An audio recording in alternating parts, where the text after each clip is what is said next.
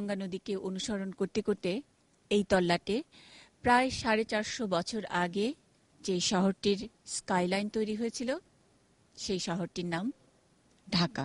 লঞ্চের সাইরেন, রিকশার টুংটাং, সরু গলি ধরে হকারের হাঁকডাক, ইট সুরকি খসে পড়া পুরনো গন্ধ থেকে আজানের মহিমা, যেন একটা ছোট্ট ঘরে আটো সাটো হয়ে ভালোবাসার বাস।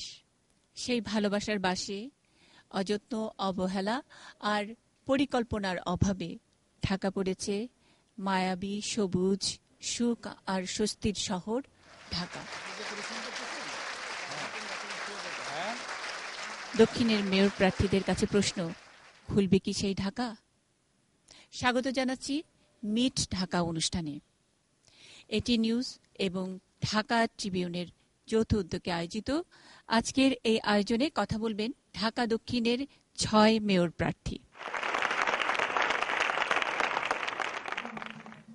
পরিচয় করে দিচ্ছি আমাদের আজকের অনুষ্ঠানের আমন্ত্রিত অতিথিদের। আপনারা আগে জেনেছেন আমরা 6 জন মেয়র প্রার্থীকে আজকে পেয়েছি আমাদের এই আজকের আয়োজনে ঢাকা দক্ষিণের মেয়র পদপ্রার্থী। আমার বায়ে আছেন মোহাম্মদ সাইফুদ্দিন মিলন। সাইফুদ্দিন মিলনের মার্কা সোফা। সাইফুদ্দিন মিলন জন্মেছেন 2রা মার্চ 1965 সাল, পেশা ব্যবসা। তিনি হলফনামায় যে শিক্ষার জায়গায় লিখেছেন স্বশিক্ষিত, নির্বাচনের খরচের উৎস নিজস্ব। আমি সাইফুদ্দিন মিলনের সঙ্গে কথা বলে যেটুকু জেনেছি, তিনি ছোটবেলা থেকেই খুব ঘুরে বেড়াতে পছন্দ করেন। 170টি দেশ ইতিমধ্যে ঘুরেছেন। ছোটবেলায় ফুটবল খেলতেন, ফার্স্ট ডিভিশনে ফুটবল প্লেয়ার। পোস্টার ছাপান তিনি 30 বছর ধরে।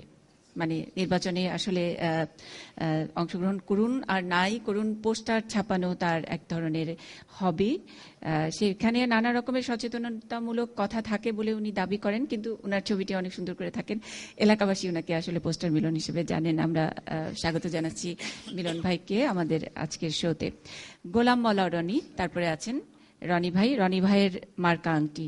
জন্মেছেন 7ই এপ্রিল 1970, পেশা ব্যবসা। শিক্ষা উনি আইন পড়েছেন। নির্বাচনের খরচের উৎস নিজস্ব এবং ধার দেনা ইত্যাদি। স্লোগান দিয়েছেন একটি সুখী ও সমৃদ্ধশালী মহানগরী গড়ে তোলা। আসলে ছোটবেলায় জন্মেছেন তিনি ধানমন্ডি এলাকায়। ধানমন্ডির তিনি আদি বাসিন্দা, কিন্তু ইতিপূর্বে নির্বাচন করবার জন্য ফরিদপুর থেকে মনোনয়ন পেয়েছিলেন। সেবার নির্বাচনটি হয়নি আমরা জানি। 2007 যে নির্বাচন হবার কথা ছিল, তারপরে পরবর্তীতে তিনি শ্বশুরবাড়ি থেকে মানে পটুয়াখালীর জামাই হিসেবে তিনি নির্বাচনে অংশ নিয়েছেন এবং সেখান থেকে তিনি এমপি নির্বাচিত হয়েছেন। গোলাম মওলা রনির একটা মজার কথা আমাদেরকে জানিয়েছেন যে ছোটবেলায় ফরিদপুরে এক গদাই সাধু, মানে তার বট গাছের নিচে একটি ছোট্ট গাছের নিচে তার একটা ছোট্ট দোকান, সেটা দেখে তিনি খুব ছোটবেলায় যখন স্কুলে যেতেন মনে হতো যে কত সুখ। ওরকম একটি সুখ ভাবনা তার এই ঢাকা শহর নিয়ে আছে। আমরা স্বাগত জানাচ্ছি গোলাম মওলা রনিকে আমাদের আজকের আয়োজনে। তারপর আছেন মোহাম্মদ সাইদ খোকন। সাইদ খোকনের মার্কা ইলিশ, আপনারা জানেন। জন্ম 19 জুন 1970 সাল, পেশা ব্যবসা, শিক্ষা স্নাতক। তিনি পলিটিক্যাল সায়েন্সে পড়েছেন। নির্বাচনের খরচের উৎস নিজস্ব, আত্মীয় স্বজন এবং সকলে সহযোগিতা করেছে। স্লোগান তার আসুন ঢাকাকে বদলে দেই, স্বপ্নের আধুনিক ঢাকানগর গড়ে তুলি। আমরা সাইদ খোকন সম্পর্কে যেটুকু জেনেছি, তিনি খুব সুন্দর বাবার উত্তরাধিকার সূত্রে বাবার অনেক কিছুই পেয়েছেন। বাবার সুন্দর কণ্ঠটাও পেয়েছেন, খুব সুন্দর ভয়েস। কিন্তু আমরা এই মিডিয়ার যুগে যেমন দেখি যে তার বয়সী যারা আছেন অনেকেই হয়তো মিডিয়াতে আসতে চান, কথা বলতে চান, কিন্তু সাইদ খোকন একটু অন্যরকম, যে তিনি অতটা মিডিয়ার প্রচারটা চান না। এটা তার স্টাইল। তিনি খুব বেশি কথা বলতে পছন্দ করেন না, কিন্তু যা বলবেন টু দি পয়েন্ট, এটা তার একটা ব্যাপার। কিন্তু প্রচন্ড আড্ডাবাজ, মানুষ খুব ভালোবাসেন, মানুষের সাথে মিশতে খুব ভালোবাসেন। সাইদ খোকনকে স্বাগত জানাচ্ছি আমাদের এই আয়োজনে। সাইদ খোকনের পরে যিনি আছেন শফিউল্লাহ চৌধুরী, বিএনএফ এর সমর্থিত প্রার্থী। তার মার্কা ময়ূর। বিএনএফ সম্পর্কে আমরা জানি খুব বেশি দিন হয়নি, 1.5 বছরের একটি দল। ময়ূর মার্কা নিয়ে শফিউল্লাহ চৌধুরী এই নির্বাচনে লড়ছেন। সিটি মেয়রের প্রার্থী হিসেবে। জন্ম 6 জুলাই 1974। পেশা ব্যবসা, শিক্ষা উচ্চ মাধ্যমিক তিনি দিয়েছেন যে হলফনামায়। পরিবেশ আন্দোলনের সঙ্গে জড়িত, অনেক আগে থেকেই তিনি পরিবেশ আন্দোলন ইত্যাদি নিয়ে কাজ করতেন। নির্বাচনে খরচের উৎস হিসেবে তিনি যেটা দিয়েছেন, নিজস্ব স্লোগান দিয়েছেন খুবই চমৎকার, ঢাকাবাসীকে আকৃষ্ট করার জন্য। দক্ষিণের ঢাকাবাসীকে তিনি বলেছেন, 9,000 অঙ্গীকার, আমার সাথে আপনি হবেন আধুনিক ঢাকার রূপকার। স্বাগত জানাচ্ছি শফিউল্লাহ চৌধুরী আপনাকে। তারপরে আছেন শহীদুল ইসলাম। শহীদুল ইসলাম, যাকে আমরা বলতে পারি যে ফুল টাইম পলিটিশিয়ান এবং দীর্ঘদিন ধরে রাজনীতি করছেন, মুক্তিযোদ্ধা। এবং আজকে যারা আমাদের আমন্ত্রিত অতিথি আছেন তাদের মধ্যে বোধহয় শহীদ ভাই মুক্তিযোদ্ধা ফিরোজ ভাইও আছেন আমাদের সঙ্গে। শহীদ ভাইয়ের মার্কা বাস, জন্ম 2রা মার্চ 1955। পেশা ব্যবসা, শিক্ষা এইচএসসি। নির্বাচনের খরচের উৎস নিজস্ব। ফুল টাইম এই ব্যবসায়ী। সুন্দর ঢাকার ক্যাম্পেইনের সঙ্গে জড়িত, অনেক আগে থেকে নানা রকমের আন্দোলন করেছেন। স্বাগত জানাচ্ছি আমাদের এই আয়োজনে। সবশেষে যিনি আছেন বজলুর রশিদ ফিরোজ, মার্কা টেবিল। জন্ম 2রা এপ্রিল 1961 সাল। পেশা রাজনীতি, দীর্ঘদিন ধরে রাজনীতি করছেন। শিক্ষা স্বশিক্ষিত বলেছেন। নির্বাচনের খরচের উৎস তিনি দিয়েছেন আত্মীয় স্বজন। ফিরোজ ভাই সিপিবি বাসদ সমর্থিত প্রার্থী, ডাকসুর সাবেক সদস্য তিনি, ডাকসুর সাবেক সদস্য তিনি নির্বাচিত হয়েছেন। সেই সময় সবচেয়ে বেশি ভোটে তিনি নির্বাচিত হয়েছিলেন। ফিরোজ ভাইকে আমরা চিনি, তিনি ওসমানী উদ্যান রক্ষার যে আন্দোলন হয়েছিল, এই প্রজন্মের অনেকে হয়তো ভুলে গিয়ে থাকবেন, কিন্তু আমাদের অনেকে আমরা মনে করতে পারি সেই আন্দোলনের সঙ্গে তিনি খুবই বজ্রকণ্ঠ ছিলেন, খুব অগ্রণী ভূমিকা পালন করেছিলেন। স্বাগত আমাদের এই অনুষ্ঠানে। আমরা এই অনুষ্ঠানের যেই নিয়ম কানুনগুলো নিশ্চয়ই আমরা এতক্ষণে জেনে গেছি। প্রশ্ন নিব আপনাদের কাছ থেকেই, এবং প্রশ্ন আমরা বাছাই করেছি ঢাকা ট্রিবিউন তাদের ফেসবুক পেজ এবং প্রতিদিন যে বিজ্ঞাপন দিয়েছে সেখান থেকে আমরা প্রশ্ন নিয়েছি। তরুণরাই সেই প্রশ্ন, বেশিরভাগ সেই প্রশ্নে অংশগ্রহণ করেছেন। সাবজেক্ট বিষয়গুলো তারা নির্ধারণ করেছেন। সেই প্রশ্নে যাবার আগে আমরা প্রত্যেক প্রার্থীকে 2 মিনিট করে সময় দিব তাদের ভোটারদের উদ্দেশ্যে কিছু বলবার জন্য। সময় 2 মিনিট প্রত্যেকের জন্য। জি মিলন ভাই। বিসমিল্লাহির রহমানির রহিম। আমার যে আন্দোলন সেটা হচ্ছে যানজট মুক্ত তিলোত্তমা ঢাকা। আমি এই ঢাকা শহর একা সাজাতে পারবো না। আমার প্ল্যান হচ্ছে যে আমি নগর পরিকল্পনাবিদ যারা আছে তাদেরকে সাথে নিয়ে, যেহেতু আমি সততার জন্য আমার এলাকায় প্রসিদ্ধ, আমি বিশ্বাস করি যে আমি আমার সততা দিয়ে সিটি কর্পোরেশনকে দুর্নীতিমুক্ত করে আমি আমার যে কর্মসূচি, যে নিরবিচ্ছিন্ন গ্যাসের ব্যবস্থা করা, পানির ব্যবস্থা করা, সন্ত্রাস মুক্ত করা, মাদক মুক্ত করা, চাঁদাবাজ মুক্ত করা, ঠিক পাশাপাশি আমাদের যে জলবদ্ধতার সমস্যা আছে, আমাদের যে রাস্তাঘাটের সমস্যা আছে, পাশাপাশি আমাদের কিছু হসপিটাল আছে সিটি কর্পোরেশনের, সেগুলোর প্রবলেম আছে। এগুলোকে আমি দূরীভূত করে একটি সুন্দর বসবাস উপযোগী গ্রিন সিটি করব। আর পাশাপাশি আমি এখন আমার যে ভোটাররা তাদের কাছে অনুরোধ করব, দলের মোহে আবদ্ধ না হয়ে দেশ এবং জাতির স্বার্থে আপনি আপনার বিবেককে প্রশ্ন করে সৎ যোগ্য ব্যক্তিকে ভোট দেবেন, যা নির্ধারণ করবে আগামী দিন আপনার এই শহর সৎ নেতৃত্ব দ্বারা যাতে প্রতিষ্ঠিত হয় এবং আপনার সন্তানের ভবিষ্যৎ যাতে একজন সৎ যোগ্য মানুষের হাতে আসে, সেটার ব্যবস্থা আপনারাই করবেন। আপনারাই মালিক এই দেশ রক্ষা করার জন্য। যদি আপনারা দলের মোহে আবদ্ধ হয়ে আবার ভুল করেন তাহলে কিন্তু এই দেশ কেউ রক্ষা করতে পারবে না। অনেক ধন্যবাদ। দেশে এই মুহূর্তে অনেক ধন্যবাদ। 2 মিনিট শেষ। যোগ্য নেতৃত্ব। জি, গোলাম মাওলা রনি। বিসমিল্লাহির রহমানির রহিম। নাহমাদুহু নুসাল্লি আলা রাসূলিল কারীম ওয়া আম্মা বাদ। সম্মানিত সুধী, আসসালামু আলাইকুম ওয়া রাহমাতুল্লাহি ওয়া বারাকাতুহু। হিন্দু ভাই এবং বোন যারা আছেন তাদের সবাইকে নমস্কার। একটি বিষয় হলো, আমি ঢাকাকে নিয়ে স্বপ্ন দেখি, দীর্ঘদিন যাবত স্বপ্ন দেখি একটি আধুনিক নগরী যেখানে বিজ্ঞান থাকবে, যেখানে প্রযুক্তি থাকবে, যেখানে সভ্যতা থাকবে, যেখানে সাহিত্য থাকবে এবং সংস্কৃতি থাকবে। যেখানকার তরুণেরা স্বপ্ন দেখবেন, বালক বয়সের ছেলে এবং মেয়েরা স্বপ্ন দেখবেন, এবং বৃদ্ধ এবং বৃদ্ধারা একটি সুন্দর সুস্থ জীবন নির্বাহ করার জন্য তিনি সেখানে নিরাপত্তা বিধান করবেন। কর্মজীবী মানুষেরা সেখানে বহু কর্মের সন্ধান পাবে, রাস্তাঘাট হবে নিরাপদ এবং বিশ্বাস হবে ভিত্তিমূলে আবদ্ধ, যেখান থেকে তিনি সুখ এবং স্বপ্ন দেখবেন। এই কাজটি করার জন্য এই নগরীর যে পুঞ্জীভূত সমস্যা সমূহ রয়েছে, এই সমস্যা আমরা কম বেশি সবাই জানি, এটা নতুন করে বলার দরকার নেই। কেউ বলতে পারেন মশার সমস্যা, কেউ বলে ড্রেনের সমস্যা, এরকম হাজার সমস্যা। আমার মোটিভ হলো এই সমস্যাটা আমাদের যে সীমিত সম্পদ, অর্থ, বিত্ত এবং বিদ্যমান যে আমলাতান্ত্রিক জটিলতা আছে, সেই আমলাতান্ত্রিক জটিলতা দিয়ে কি করে ওভারকাম করা যায় প্রবলেমগুলো, এটা আধুনিক নগরী গঠন করা যায়, এই বিষয়ে আমি কর্মপরিকল্পনা তৈরি করেছি এবং ভবিষ্যতে যদি আমি নির্বাচিত হই, এই কর্মপরিকল্পনা তৈরি করে একটি সত্যিকার অর্থে আধুনিক বসবাস উপযোগী একটি নগর গড়ে তোলার চেষ্টা করব। আর এর পথের যে বাধাগুলো আছে, সেই বাধাগুলো দক্ষতা, অভিজ্ঞতা দিয়ে দূর করব। আর এর পথের যে বিষয়গুলো আছে, আরেকটা জিনিস আমার কাছে মনে হয় যে নগর ভবনের সঙ্গে যে নাগরিকদের যে আত্মার সম্পর্কটা, এটা এখন পর্যন্ত স্থাপিত হয়নি। অর্থাৎ নাগরিকরা একবার বিশ্বাস করতে পারে না যে ওই ভবনটা তাদেরই নির্বাচিত প্রতিনিধি সেখানে বসে আছে। আমার ফার্স্ট ট্রাইং থাকবে যে আমি আপনাদের মানুষ, আমি আপনাদের নির্বাচিত প্রতিনিধি, আপনাদের যে কোনো সমস্যা নিয়ে আমার কাছে আসুন, আমার দরজা সবসময় আপনাদের জন্য উন্মুক্ত, আমার টেলিফোন সবসময় আপনাদের জন্য উন্মুক্ত। এই বিশ্বাসটা আমি প্রথম তাদেরকে স্থাপন করব।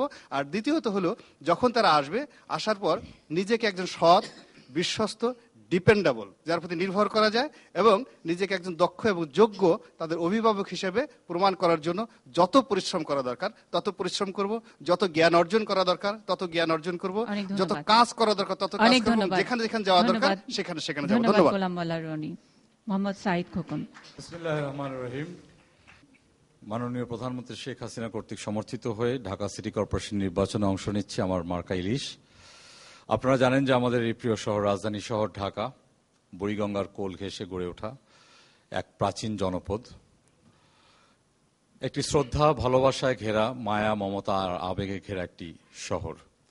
পৃথিবীতে বহু শহর রয়েছে যেটা ঢাকার থেকে অনেক বেশি উন্নত, নাগরিক সেবা সমৃদ্ধ, কিন্তু আমাদের এই প্রাণপ্রিয় শহর ঢাকা, তার একটা নিজস্বতা রয়েছে, একটা আলাদা বৈশিষ্ট্য রয়েছে। আমাদের রয়েছে একটা পারিবারিক জীবন, সামাজিক রীতিনীতি এবং রাজনৈতিক ঐতিহ্য। আমরা আমাদের পরিবারের সঙ্গে মা, বাবার, ছেলে, মেয়ে, স্ত্রী নিয়ে, পরিজন নিয়ে একটা ভিন্ন মাত্রায় জীবনযাপন করে থাকি, যেটা পৃথিবীর 8-10টা শহরে নেই। আমরা বন্ধু বান্ধবের সঙ্গে গল্পে মেতে উঠি, আড্ডায় মেতে উঠি। আমাদের সামাজিক রীতিনীতি রয়েছে। আমরা শবে বরাতের রাতে সারা রাত ইবাদত বন্দেগী করে থাকি। আমরা ঈদের নামাজ পড়ে কোলাকুলি করি। আমরা নববর্ষকে বরণ করার জন্য মঙ্গল শোভাযাত্রা বের করি। আমরা 21শে ফেব্রুয়ারিতে ভাষা শহীদদের স্মরণ করতে গিয়ে নগ্নপদে গান গিয়ে তাদেরকে বরণ করি। আমাদের একটা নিজস্বতা রয়েছে, আমাদের একটা রাজনৈতিক ঐতিহ্য রয়েছে, ইতিহাস রয়েছে। বঙ্গবন্ধু মুজিব এই শহর থেকে স্বাধীনতা সংগ্রামের ডাক দিয়েছিলেন। পাকিস্তানি সেনাবাহিনী এই শহরে আত্মসমর্পণ করে মাথা নিচু করে চলে গেছে। এই শহরের ছেলেরা গণতান্ত্রিক আন্দোলনে রক্ত দিয়ে ঢাকা শহরের ইতিহাস, সভ্যতা, কৃষ্টির ইতিহাস লিখে গেছেন। কথাগুলো এজন্য বললাম যে আমি যদি মেয়র নির্বাচিত হই, হয়তো আমি ঢাকাকে সিঙ্গাপুর, লন্ডন, হংকংয়ের মতো শহর করে দিতে পারবো না, কিন্তু ঢাকায় যে সুখ, ঢাকায় যে আবেগ, ঢাকার যে মায়া ঘেরা একটা জীবন, সেই জীবনটাকে আমরা উন্নত করব। আমরা জানি যে আমাদের অনেক সমস্যা রয়েছে। আমরা জানি ঢাকা বসবাসের অযোগ্য নগরী হিসেবে বিবেচিত হয়। তারপর আপনারা দেখবেন আমরা যখন অট্ট হাসিতে মেতে উঠি, আমাদের হাজারো সমস্যার মধ্য দিয়ে অনেকেই আশ্চর্য হয়ে যায়, এত সুখ, এত স্বাচ্ছন্দ্য এই শহরের মানুষ কোথা থেকে পায়। সেখানেই ঢাকা অন্য অন্য শহর থেকে পৃথক। আমাদের এই প্রাণপ্রিয় শহরটাকে আমরা আবারও বসবাস উপযোগী করে সুন্দর করে গড়ে তুলতে চাই আমাদের আগামী প্রজন্মের জন্য, এবং এই লক্ষ্যে যা যা করা দরকার ইনশাল্লাহ সবাইকে মিলে আমরা তা করার চেষ্টা করব ইনশাল্লাহ। 2 মিনিট এবার শফিউল্লাহ চৌধুরীর জন্য। আমি মোহাম্মদ শফিউল্লাহ চৌধুরী আন্দোলন, আমি বিএনএফ সমর্থিত।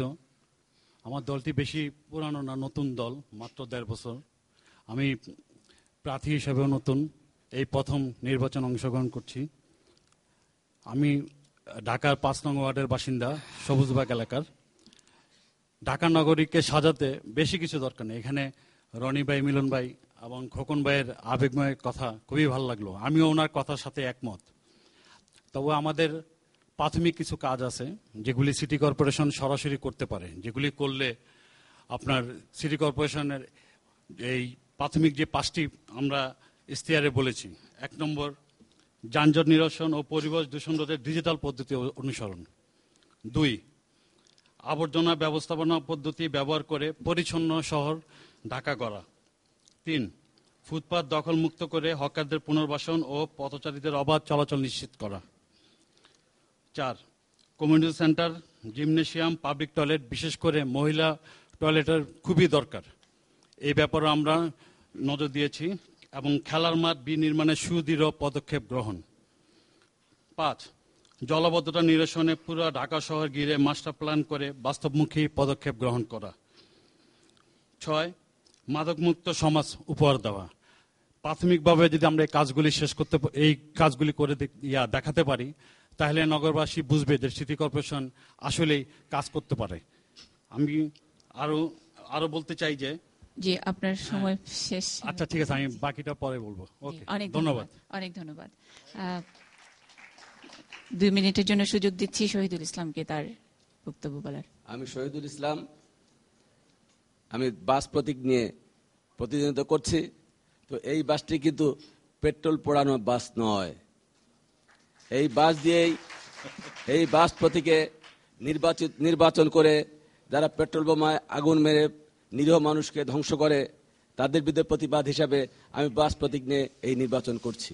আমি যদি নির্বাচিত হই, ঢাকা নগরবাসীর এখনকার যে সবচেয়ে বড় সমস্যা নিরাপত্তার সমস্যা, আমি সমগ্র দক্ষিণ ঢাকা সিটি কর্পোরেশনকে সিসিটিভির আওতায় নিয়ে আসব। পরিচ্ছন্নতার জন্য সিসিটিভিকে ব্যবহার করা হবে। ছোটবেলায় দেখেছি বেলা ওঠার আগে বর্জ্য ঢাকা শহরের বাইরে চলে গিয়েছে, এখন 12টা 1টার সময় বর্জ্য নিয়ে নাড়াচাড়া চলে। আমি নির্বাচিত হতে পারলে পিপিপি পদ্ধতিতে আমি বর্জ্য দিয়ে বিদ্যুৎ উৎপাদন করে ঢাকা শহরের বিদ্যুতের সমস্যার সমাধান প্লাস নগর কর্পোরেশনের আয়ের বৃদ্ধির চেষ্টা করব। এই জরাজীর্ণ বুড়িগঙ্গাকে আমি পিপিপি পদ্ধতিতে পর্যটন কেন্দ্র হিসেবে গড়ে তুলব। ধন্যবাদ। আমরা শুনবো আপনার বিস্তারিত যে রূপরেখা আছে সেটা শুনবো। অনেক ধন্যবাদ। এবার কথা শুনবো বজলুর রশিদ ফিরোজ। দীর্ঘ 13 বছর পরে এই ঢাকা সিটি কর্পোরেশন নির্বাচন অনুষ্ঠিত হতে যাচ্ছে। ঢাকা নগরবাসী এই নির্বাচনের জন্য প্রতীক্ষা করছে অধীর আগ্রহে। তো সেই জন্যে মানুষ চায় তাদের নির্বাচিত জনপ্রতিনিধিরাই তাদের যে নাগরিক সমস্যা, সেই সমস্যা সমাধানের জন্য উদ্যোগ গ্রহণ করবে। পৃথিবীর 15টা বড় শহরের মধ্যে ঢাকা একটা অন্যতম বড় শহর, এবং সবচেয়ে বসবাসের অযোগ্য শহরের মধ্যে 139টার মধ্যে এইটা হলো 139 নম্বরে। এই দিক দিয়ে আমরা এগিয়ে আছি। তো সেই দিক বিবেচনা করে অনেকে অনেক প্রতিশ্রুতি দিচ্ছেন, যারা মেয়র প্রার্থী আছেন। আমি বলছি প্রতিশ্রুতি অনেক হয়েছে, পরিকল্পনা অনেক হয়েছে, এখন দরকার সেই পরিকল্পনাগুলোর বাস্তবায়ন। আমি মনে করি যে আমি বজলুর রশিদ ফিরোজ, সিপিবি এবং বাসদ আমাকে সমর্থন করেছে, টেবিল প্রতীক, সেই প্রতীকে নির্বাচিত হতে পারলে সেই পরিকল্পনা বাস্তবায়নের জন্য আমি উদ্যোগ গ্রহণ করব। ফিরোজ, আমরা শুনবো আপনাদের কথা, আপনাদের পরিকল্পনার কথা। সরাসরি আমরা প্রশ্নে চলে যাব। আমাদের যারা উপস্থিত অতিথি রয়েছেন তাদের মধ্য থেকে আমরা প্রশ্ন নিব, এবং এইসব প্রশ্নগুলো আমরা ফেসবুকের মাধ্যমে পেয়েছি। ফেসবুকে যারা দিয়েছেন, আমাদের এটিএন নিউজে SMS এ করেছেন, সব প্রশ্নই মোটামুটি একই ধরনের। সকলের প্রশ্ন একসাথে করে তার সঙ্গে মিল আছে এরকম প্রশ্ন আমরা নিতে চাই। বিষয়ভিত্তিক আমরা রেখেছি। বিষয়ের মধ্যে যে বিষয়টি আমরা শুরুতে আলোচনা করতে চাই সেটি জনস্বাস্থ্য ও পরিবেশ রক্ষার জন্য। কে প্রশ্ন করবেন এই বিষয়ে? আপনি দাঁড়িয়ে একটু দয়া করে আপনার নামটি বলবেন এবং প্রশ্ন বলবেন আমাদের। KM এনায়েত সজীব, যাত্রাবাড়ি এলাকার বাসিন্দা। আচ্ছা, আমার প্রশ্ন, জনস্বাস্থ্য পরিবেশ রক্ষা ও বর্জ্য ব্যবস্থাপনায় আপনাদের পরিকল্পনা কি? আপনার কি একে একে বলবেন নাকি কে আগে বলবেন সেরকম হতে পারে? গোলাম মাওলা রানী। আমি বলতে চাই যে ঢাকাবাসীর জন্য প্রথম যেটি দরকার সেটি হলো নিঃশ্বাস গ্রহণ করার জন্য পিওর অক্সিজেন। একজন মেয়র তার খুব অল্প প্রচেষ্টা এবং খুব অল্প বিনিয়োগে এই সবুজ নগরী করার জন্য ব্যাপকভাবে বৃক্ষায়ন করতে পারে ঢাকা শহরে। আমি এটা করব, নাম্বার 1। নাম্বার 2 হলো, দ্বিতীয়ত একটা মানুষের বেঁচে থাকার জন্য দরকার হলো খাদ্য, বিশুদ্ধ খাদ্য, ভেজালমুক্ত খাদ্য। নগর ভবনের কিন্তু এটা দায়িত্ব এবং কর্তব্যের মধ্যে হলো নগরবাসীকে ভেজালমুক্ত খাদ্য ব্যবস্থা করা। ফলে আমি যদি মেয়র নির্বাচিত হই, তাহলে নগরবাসীকে ভেজালমুক্ত খাদ্য পরিবেশন করানোর জন্য এখানে সরকারের যে ল এনফোর্সিং এজেন্সি আছে তাদের সাহায্য সহযোগিতা নিয়ে পর্যাপ্ত মোবাইল কোর্ট পরিচালিত হবে। থার্ডলি যেটা হচ্ছে নগরের শিক্ষা ব্যবস্থা এবং নগরের স্বাস্থ্য।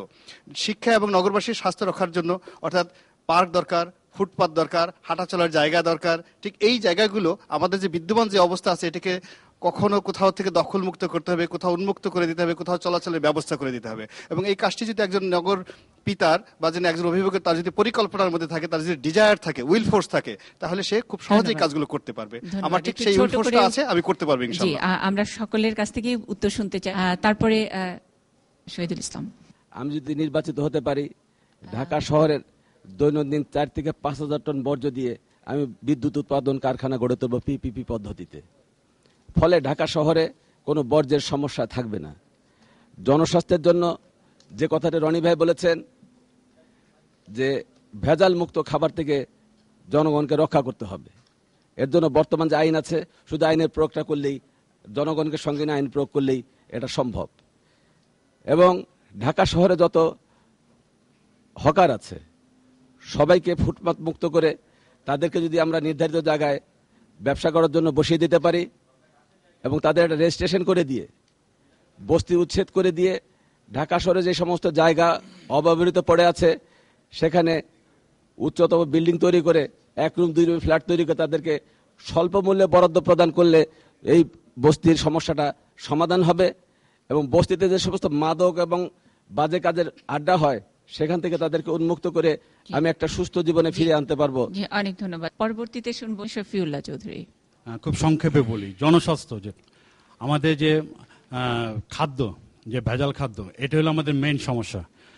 রোকনউদ্দৌলা যখন ভেজাল অভিযানে ছিলেন তখন খাদ্যের কিন্তু ভেজাল প্রায় চলে গিয়েছিল।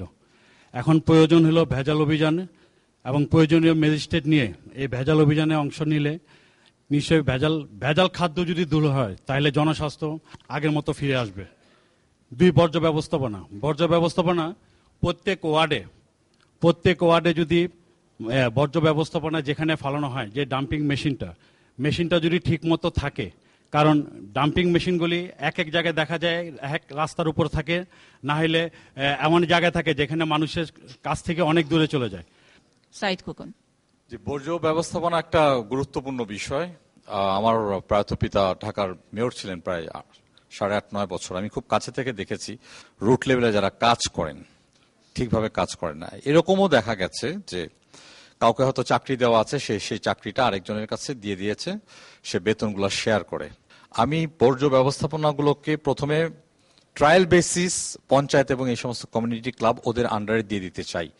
তারা এটা ম্যানেজমেন্ট করবে। আমাদের যে ফান্ড, যেটা সিটি কর্পোরেশনের যে ফান্ড, সেটা আমরা তাদেরকে ব্যয়ের টাকাটা তাদেরকে দিব, তারা এটা আপনার প্রথমে করবে। যদি আমি দেখি যে আমরা সাকসেস হলাম, অর্থাৎ যে পেমেন্টটা প্রপার ইউটিলাইজেশন হবে, তারা ওখান থেকে আপনার পেমেন্টটা করবে। যদি এই ব্যবস্থাটা দেখি যে হ্যাঁ এটা সাকসেসফুল, লোকাল এলাকার লোকজন ব্যবস্থাপনার সঙ্গে জড়িয়েছে এবং এটা পরিচ্ছন্ন রাখতে পারছে, তাহলে আমি এই সিস্টেমটাকে পুরো ঢাকাতে ছড়িয়ে দেব। এক্সেলেন্ট।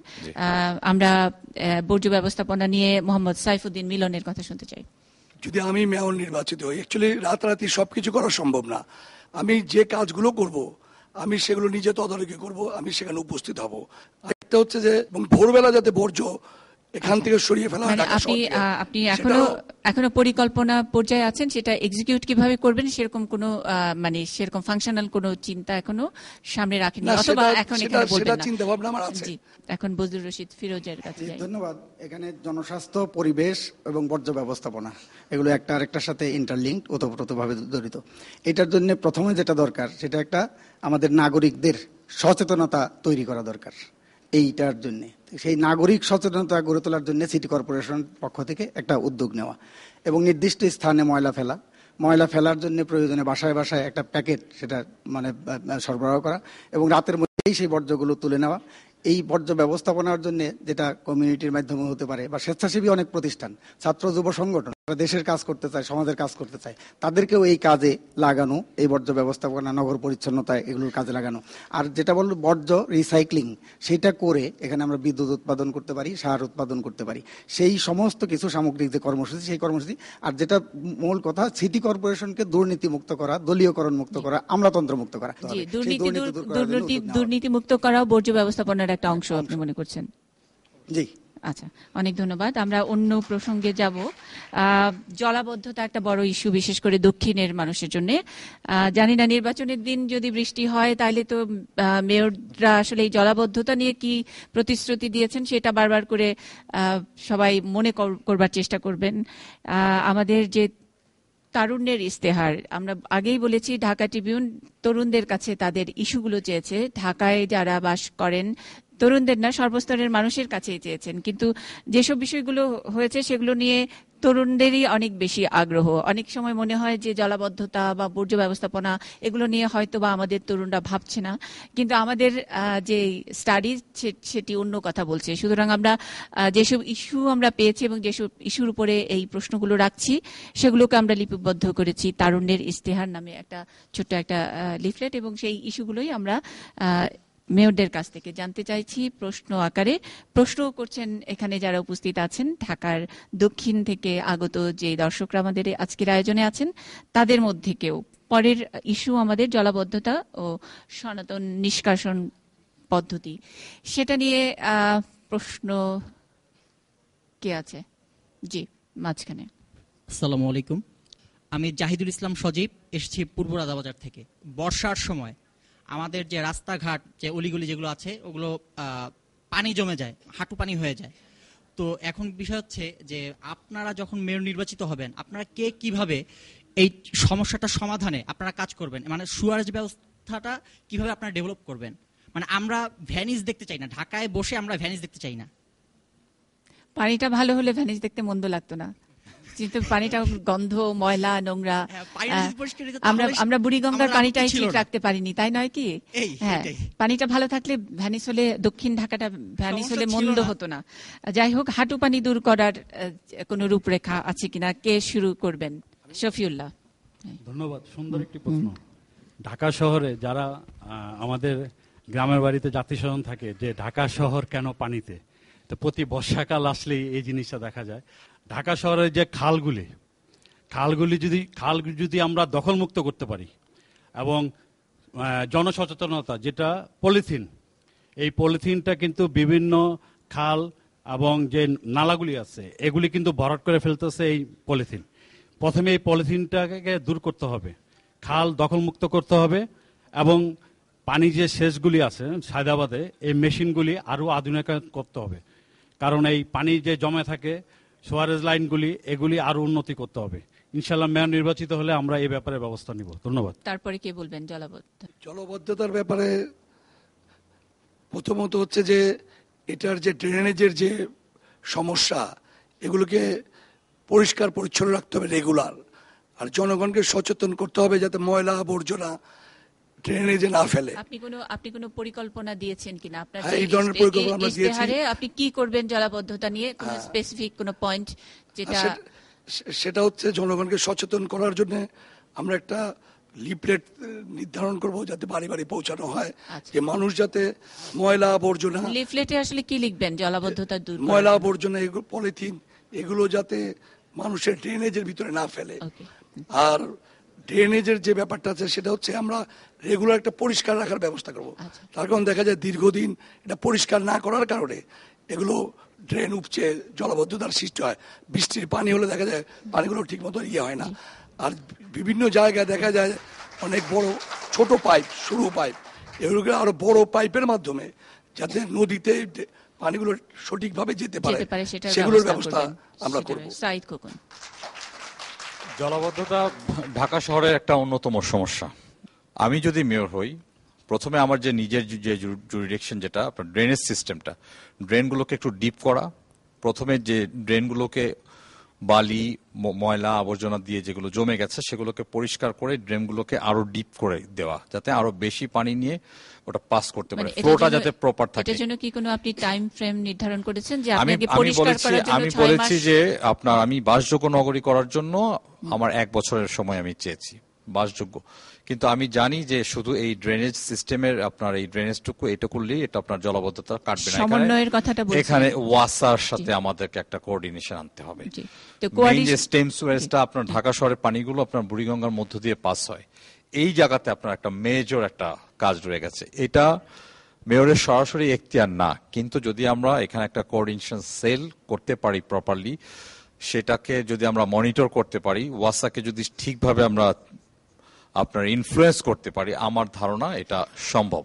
52টি আপনার অধিদপ্তর এবং 20টি মন্ত্রণালয় ঢাকা সিটি কর্পোরেশনের সার্ভিসের সঙ্গে আপনার জড়িত, এবং সেখানে কোঅর্ডিনেশনটা ঠিক করে হয় না, কমিউনিকেশন গ্যাপ যেটা, এটাই ঢাকার বড় সমস্যা বললে আমরা মনে করি যে কোঅর্ডিনেশন গ্যাপ হলো সবচেয়ে বড় সমস্যা।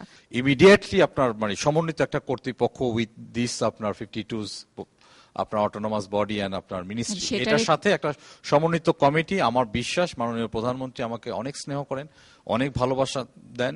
আমি যদি ঢাকাবাসীর জন্য যাই, আমাকে এই কমিটি উনি করে দেবেন, এটা আমার দৃঢ় বিশ্বাস। আমি এটা দিয়ে শুরু করব। সমন্বিত কমিটি করার এখতিয়ার আপনার না থাকলেও আপনি মাননীয় প্রধানমন্ত্রীর স্নেহকে এক্সপ্লয়েট করে এইটা একটু আপনি করবেন। অবশ্যই সেই সুযোগটা আমি অবশ্যই ঢাকার মানুষের জন্য ব্যবহার করব ইনশাআল্লাহ। অবশ্যই। অনেক ধন্যবাদ। গোলাম মাওলা রনি। আমার কাছে যেটা মনে হচ্ছে যে ঢাকার যে জলবদ্ধতা আছে, এটার সঙ্গে বন্যা নিয়ন্ত্রণের একটা বিরাট সম্পর্ক আছে। তো এই সমস্যাটা দূর করার জন্য বহু বছর ধরে সরকার কিন্তু একটা অত্যন্ত সুন্দর একটা প্ল্যান তৈরি করেছে, সেটা হলো ডিএপি, ড্যাপ নামে পরিচিত, ডিটেল এরিয়া প্ল্যান।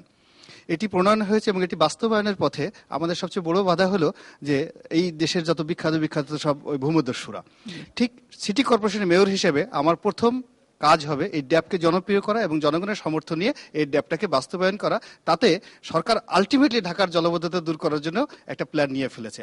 আরেকটা ব্যাপারে যে কথাটা আমি বলতে চাই, সেটা জনাব সাইদ খোকনের সঙ্গে আমি একটু ডিফার করি, যে বর্জ্য ব্যবস্থাটা অ্যাবসলিউটলি সিটি কর্পোরেশনের নেতৃত্বে আমি করব, আমি সেখানে নাগরিকদের সম্পৃক্ত করব না। আচ্ছা, সাইদ খোকন যেটা নাগরিক বা পঞ্চায়েত এবং কমিউনিটিকে ইনভলভ করতে, এবং কমিউনিটির ইনভলভমেন্টটা এখনো কিন্তু আমরা দেখছি যে এটা পজিটিভ এবং এটা ভালো ফিডব্যাকটা, এটা হলো নিজের দায়িত্ব এড়িয়ে যাওয়া। আমার কাছে মনে হচ্ছে নিজের দায়িত্ব এড়িয়ে গিয়ে অন্যের কাছে দেওয়ার ক্ষেত্রে আমি আমার দায়িত্বটা নিতে চাচ্ছি। ওকে, এই এখানে যদি আপনি ডিফার করবেন কিনা গোলাম মাওলা রনি। ঢাকার পঞ্জীভূত সমস্যা একজন মেয়রের পক্ষে ইম্পসিবল। আমি চাই যে সকল স্তরের নাগরিককে, দল মত নির্বিশেষে সবাইকে সম্পৃক্ত করতে, সবার উদ্যোগটা থাকবে, সংগঠিত করার দায়িত্বটা থাকবে মেয়রের। আমরা সবাইকে সম্পৃক্ত করে করতে চাই। জলাবদ্ধতা নিয়ে আমরা যাচ্ছি, অনেক ধন্যবাদ। গোলাম মাওলা রনি যেটুকু ইঙ্গিত দিয়েছেন যে জলাবদ্ধতা বা হাঁটু পানি, বৃষ্টি হলে হাঁটু পানি হয় শহর জুড়ে, সেটার জন্য ভূমিদস্যুদের বিরুদ্ধে উনি ব্যবস্থা নেবেন, চেষ্টা করেন। ড্যাপ ইমপ্লিমেন্টেশনের ব্যাপারে তিনি ভূমিকা রাখবেন। আমরা শহীদুল ইসলাম আপনার কাছ থেকে একটু শুনতে চাই। বর্তমান ঢাকা সিটি কর্পোরেশন যে আইন, মেয়রের যে ক্ষমতা, হাত পা বেঁধে নদীতে ফেলে দিলে যেমন হয় তেমন তার অবস্থা। তার উপরে হাত পা বেঁধে জলাবদ্ধ ঢাকার মধ্যে ফেলে দিলে ওই মানুষের যে অবস্থা, সিটি কর্পোরেশনের মেয়রের ঠিক একই অবস্থা। আচ্ছা, কারণ সে স্বাধীনভাবে কাজ করতে পারে না। সেলফ লোকাল গভর্নমেন্ট বলে একটা কথা আছে, স্বশাসিত স্থানীয় সরকার। এই সরকারটি স্বশাসিত স্থানীয় সরকার না, মন্ত্রণালয় শাসিত স্থানীয় সরকার। বিধায় সমস্ত অনুমতি তাদের কাছ থেকে আনতে হয়।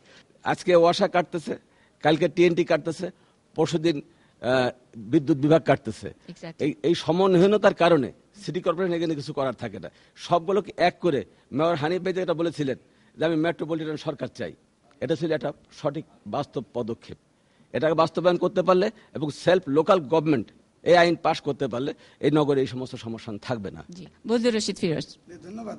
এখানে আমার প্রতিদ্বন্দ্বী প্রার্থীরা সবাই বলেছেন জলাবদ্ধতার সমস্যা, এটা তো সমস্যা অনেক। 400-র উপরে জলাশয় এবং পুকুর ছিল, সেগুলো কই? এই যে পানি, এগুলো নামবে কোথায়? নিষ্কাশনের ব্যবস্থা কোথায়? এখানে এই পয় বর্জ্য এবং কারখানার বর্জ্য, এটা দিয়েই তো বুড়িগঙ্গা আজকে ধ্বংস হয়ে গেছে। তাহলে সেগুলো সবকিছু মিলিয়ে একটা সমন্বিত পরিকল্পনা না থাকলে এই সমস্যা আসলে প্রতিশ্রুতি দিলেও দূর করতে পারবে না। যেমন আমি একটা কথা বলি, ভীষণ যে 100 বছর পরে কি হতে পারে, 200 বছর পরে কি হতে পারে, সেই আইডিয়া মাথায় রেখে যদি আমি পরিকল্পনা না করি, প্রণয়ন না করি, তাহলে কিন্তু এই সমস্যা আসতেই থাকবে এবং সমস্যা সমাধান। অনেক ধন্যবাদ। সেই ভীষণ নিয়ে পরিকল্পনা প্রণয়ন করে অনেক ধন্যবাদ। 100 বছর পরে জলাবদ্ধতা দূর করার জন্য যেসব পদক্ষেপগুলো নেবেন, সেটা 100 বছর পর্যন্ত যেন সাস্টেনেবল থাকে, সেরকম পরিকল্পনা আপনি নেবেন। আমি আসবো আবার আপনার কাছে, একটা ছোট্ট বিরতিতে যেতে হবে। প্রিয় দর্শক, একটা ছোট্ট বিরতি, বিরতির পর আবারও ফিরছি এই অনুষ্ঠানে, মিট ঢাকা। এই অনুষ্ঠানটি আমরা একসঙ্গে আয়োজন করেছি ঢাকা ট্রিবিউন এবং এটি নিউজের যৌথ উদ্যোগ। থাকুন এটি নিউজের সঙ্গে।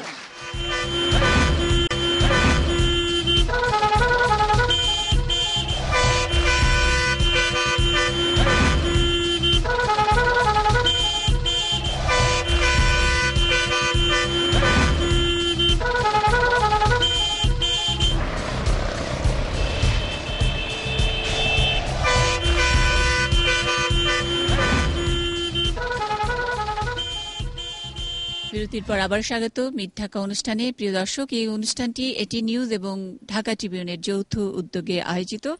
এখানে ঢাকার দক্ষিণের যে 6 জন মেয়র প্রার্থী তারা কথা বলছিলেন। আমরা আবারও ফিরছি তাদের কাছে। আমরা পরের ইস্যুতে যাব। এটি খুবই পপুলার ইস্যু। আমরা যারা এসছি আজকে এই অনুষ্ঠানে যোগ দিতে সকলেই বোধহয় একবার আক্ষেপ করেছি, গালি দিয়েছি মনে মনে। সেটি হলো ঢাকার যানজট। এবং এই যানজট নিয়ে অনেক প্রশ্ন আছে। এখানে যারা আপনারা অতিথিরা আছেন তাদের মধ্য থেকে একটি প্রশ্ন নিব, একজনের একটি প্রশ্ন নিব এই 6 মেয়র প্রার্থীর কাছেই। তার আগে আমি একটু আমাদের এটি নিউজে আমরা ঢাকা দক্ষিণ থেকে সংগৃহীত যে জনগণের যেসব সমস্যাগুলোর কথা বলেছেন, অনেকে আসলে পরামর্শও দিয়েছেন। আমি একটু সেই ক্লিপটি দেখাবো। মেয়র বলতে যে আসুক, সিঙ্গাপুর যেভাবে সিটি কর্পোরেশন প্রত্যেকটা মোড়ে ডাস্টবিন আছে এবং প্রত্যেকটা শপিং মলে ডাস্টবিন আছে, অনেক ক্লিন। যে একটা সিগারেট ফালাইলে ওই সিগারেটটা একটা ফাইন করে। আমি চাই সিঙ্গাপুরের মতন ক্লিন কান্ট্রি বাংলাদেশ দেখছি, যে কোনো মেয়র আসুক। আমাদের মেয়েদের কাছে সবচেয়ে প্রত্যাশা, আমরা তাদের কাছে টাকা পয়সা চাই না, আমরা তাদের কাছে চাকরি চাই না। আমাদের তাদের কাছে প্রত্যাশা যে আমরা যারা ঢাকা শহরে বসবাস করি, আমাদের যে নিট অ্যান্ড ক্লিন সুন্দর একটা শহর, ফুটপাথ মুক্ত একটা শহর এবং জলবদ্ধতা মুক্ত একটা শহর এবং যে কোনো ধরনের সন্ত্রাস মুক্ত একটা শহর। ফুটপাথগুলো দখলমুক্ত চাই এবং সুয়ারেজ একটা যে সমস্যা, সামান্য বৃষ্টিতেই রোডঘাট তুলে যায়। বসবাসযোগ্য আর কি নগরী মনে হচ্ছে না আর কি। এটা যদি ওনারা যুগোপযোগী কিছু করে কাজ তাহলে বলে। অনেকেই প্রতিশ্রুতি নির্বাচনের সময় দেয়, আসলে আমরা তার বাস্তবায়ন দেখি না। ঢাকাতে ধরেন আপনার পলেল থেকে আমরা উত্তরাতে যাব, যেখানে মনে করেন যে আমাদের কাজকর্ম করতে গিয়ে 1 ঘন্টায় যেতে পারলে আমাদের জন্য সুবিধা হতো। সেখানে দেখা গেছে এমনও হয় আমাদের কোনো নিশ্চয়তাই নাই, সেখানে 2 ঘন্টা 3 ঘন্টাও লেগে যায়, যার কোনো টাইমের কোনো নাই, কোনো নিশ্চয়তা নাই। সেক্ষেত্রে আমার মনে হয় যে আমাদের এই শহরে যদি জ্যামজট কমে তাহলে আমাদের জন্য সব কাজ করে আমরা কমফোর্ট ফিল করব। এই যানজটের সমস্যাটা আমাদেরকে দূর করতে হবে এলাকা থেকে। এই 6 নম্বর ওয়ার্ডের সবচেয়ে বড় সমস্যা হল ড্রেনেজ সমস্যা, ময়লা রাখার জন্য স্থানের সমস্যা এবং মানুষের চলাফেরা করার জন্য সমস্যা। ফুটপাত নাই, এখানে প্রচণ্ড ঘনবসতি এবং এখানে রিক্সার যানজট সবসময় লেগে থাকে। সবাই তো প্রতিশ্রুতি দিয়ে, সততার প্রতিশ্রুতি দিয়ে পরে বিব্রতি করে জনগণকে করে আর কি, কথা বলছেন, জনগণের স্বার্থের দিকে আসে না, তাদের স্বার্থটাই মনে করে। সার্টিফিকেট নিতে 2 থেকে 2,500 টাকা পর্যন্ত ব্যয় করতে হচ্ছে বর্তমানে। এটা আমি আমার মেয়ের ক্ষেত্রে নিতে যেয়ে আমি ভুক্তভোগী হয়েছি। এছাড়া মশার ওষুধ তো দেয়ই না। আজকে 2 দিন যাবৎ উত্তরায় দেখতেছি মশার ওষুধ তারা দিচ্ছে, অর্থাৎ তারা বোঝানোর চেষ্টা করতেছে যে আমরা আপনাদের জন্য কাজ করছি। সর্বপ্রথম দুর্নীতিমুক্ত মেয়র চাই আমরা। আমাদের একটা খেলার মাঠ নাই ভালো, মুগ্ধপাড়া পোলাপান এখানে চুবিতে খেলে। এখন আমি চাই যাতে আমাদের একটা মাঠের ব্যবস্থা করে দেয়। বেসিক্যালি রাজনৈতিক দলগুলি বা ইলেকশনের সময় প্রার্থীরা যেভাবে প্রতিশ্রুতি দেয়, আমরা বাংলাদেশের প্রেক্ষাপটে দেখেছি যে বাস্তবে এগুলা অনেক কিছুই তারা বাস্তবায়ন করতে পারে না। এটা জাস্ট ইলেকশনের বৈতরণীটা পার হওয়ার জন্য ওনারা প্রতিশ্রুতি দেন। আমরা চাই যানজট মুক্ত, আমরা চাই বাসা থেকে বের হলে আবর্জনাটা যাতে না দেখি, আমরা চাই জলাবদ্ধতা থেকে মুক্তি, মিনিমাম নাগরিক। আমরা খুব বেশি প্রত্যাশা করি না, আমাদের মিনিমাম নাগরিক প্রত্যাশাটুকু ওনারা পূর্ণ করুক, তাইতেই আমরা হ্যাপি। আমরা কি সরাসরি একটু যানজটের প্রশ্নটি নিয়ে আসবো? যানজট থেকে অডিয়েন্স থেকে যে কেউ প্রশ্ন করতে চাইছিলেন তার প্রশ্নটি নিব। এছাড়াও ঢাকার বিভিন্ন এলাকা থেকে যানজটের বিষয়টি এসছে, আমরা দেখতে পাচ্ছি। আসসালামু আলাইকুম, আমি তরিকুল ইসলাম, ঢাকা বিশ্ববিদ্যালয় ফলিত রসায়নের ছাত্র। তো আমি আগে একটু ইনফরমেশন দিয়ে নেই যে ঢাকার রাস্তার প্রতিটি মোড়ে আর বাস স্টপে যাত্রীদের প্রতিদিন প্রায় 11 মিনিটের সময় নষ্ট হচ্ছে, আর নাগরিকদের প্রতিদিন প্রায় 3.2 মিলিয়ন কর্মঘণ্টা সময় নষ্ট হচ্ছে, যার ফলে অর্থনৈতিক ক্ষতির পরিমাণ প্রায় $200 বিলিয়ন। অপর্যাপ্ত আর নোংরা ফুটপাতগুলো চলাচলের অনুপযুক্ত। এখন আপনাদের কাছে আমার প্রশ্ন হচ্ছে, যখন আপনারা মেয়র হবেন এই সমস্যার সমাধানে আপনাদের কর্মসূচি কি হতে পারে? Very good. ঢাকা বিশ্ববিদ্যালয়ের ছাত্র, অনেকটা রিসার্চ করে তিনি এসছেন এবং মেয়রদের কাছে তারুণ্যের প্রশ্ন আসলে এরকমই। কে উত্তর দিবেন? যানজট। আমাদের কিছু কিছু রাস্তাতে একেবারে ডাইরেক্ট ওয়ান ওয়ে করতে হবে, কিছু কিছু জায়গাতে সার্কুলার রাস্তা করতে হবে এবং কিছু কিছু জায়গাতে ওভারপাস আন্ডারপাস নিয়োগ করতে হবে এবং এটা একদম বুলেট আকারে। অর্থাৎ নগর যিনি অভিভাবক হবেন তিনি যোগাযোগ মন্ত্রণালয়ের সাহায্য নিয়ে এবং at the same time metropolitan police কমিশনের সাহায্য তার লাগবে। এইভাবে আসলে কিছু বাস্তবমুখী পদক্ষেপ এর ব্যাপারে আমি আসলে কাজ করেছি গত 5টি বছর। আমি যদি মেয়র হতে পারি আল্লাহর মেহেরবানিতে, তাহলে এই কাজগুলোকে এগিয়ে নেওয়ার জন্য আমি কার্যকর ব্যবস্থা গ্রহণ করবো। এবং আরেকটা ব্যাপার হলো, মডেল হিসেবে আমাকে একটা জিনিস লাগবে, সেটা হলো এশিয়ার মধ্যে সবচেয়ে খুব র্যাপিডলি এই যানজট দূর করেছিল ব্যাংকক। ফলে আমাদের সামনে একটা ব্যাংককের মডেল থাকতে পারে। আচ্ছা, অনেক ধন্যবাদ। তারপরে কে বল? শহীদুল ইসলাম, অনেকক্ষণ হাত। ঢাকা শহরে যে বর্তমান যানজট, এই যানজট মুক্ত করতে পারলে যে শ্রম ঘন্টা আমাদের ব্যয় হয়, এটা মুক্ত করতে পারলে যে অর্থের সাশ্রয় হবে, তাতে প্রতি বছর একটি করে পদ্মা সেতু করা যায়। ঢাকা শহরকে যানজট আসলে এতগুলো পদ্মা সেতু আমাদের দরকার কিনা সেটা করা যায়, যে আমাদের শ্রম ঘন্টা ব্যয় হয় এখানে, এতে আমাদের মুক্ত হতে হবে। তার জন্য আমাদের সুনির্দিষ্ট কর্মসূচি নিয়ে এগিয়ে আসতে হবে। অযান্ত্রিক রিক্সা এগুলো সব 12 ফুটের উপরে রাস্তার উপর তাদেরকে চলতে দেওয়া যাবে না। 40 ফুটের উপর রাস্তা হলে প্রতিটা মোড়ে ওভারপাস তৈরি করতে হবে এবং সময়ে সময়ে অফিস গামের সময় ওয়ান ওয়ে, ফেরার সময় ওয়ান ওয়ে, ওয়ান ওয়ে করে দিলে, ওভারপাস করে দিলে 60% থেকে 70% যানজট মুক্ত হবে। এবং যানজটকে নিয়ন্ত্রণ করার জন্য আমি যে সিসিটিভির কথা বলেছি, সেটাকে যদি ব্যবহার করা যায়, কখন কোথায় যানজট হচ্ছে ওটা সংকেত পেলে সঙ্গে সঙ্গে গাড়ির মোড় ঘুরিয়ে দেওয়া যাবে। সকল রোগের একই ওষুধ সিসিটিভি, চমৎকার। এটা নিয়ন্ত্রণ করবে। যারা ব্যবসা করেন তারা একটু আনন্দিত হবেন নিশ্চয়ই।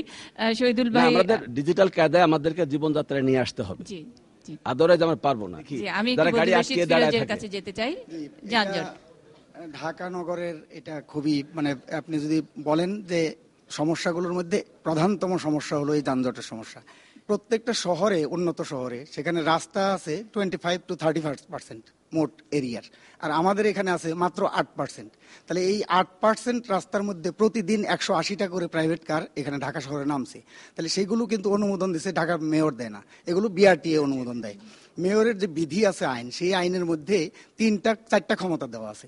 4টা ক্ষমতার মধ্যে একটা হলো রাস্তা পারাপার করার জন্য জেব্রা ক্রসিং, 2 নম্বর হলো বাতি, এটা সিগন্যাল বাতি এবং রাস্তার বাতি, 3 নম্বর হলো এখানে এই ময়লা আবর্জনা এগুলো পরিষ্কার, আর 4 নম্বর জীবিতদের জন্য না, সেটা হলো মৃতদের জন্য কবরস্থানগুলো সংরক্ষণ করা। এগুলো আইনগত সীমাবদ্ধতার বিধিবিধার মধ্যে সেটা করতে পারে।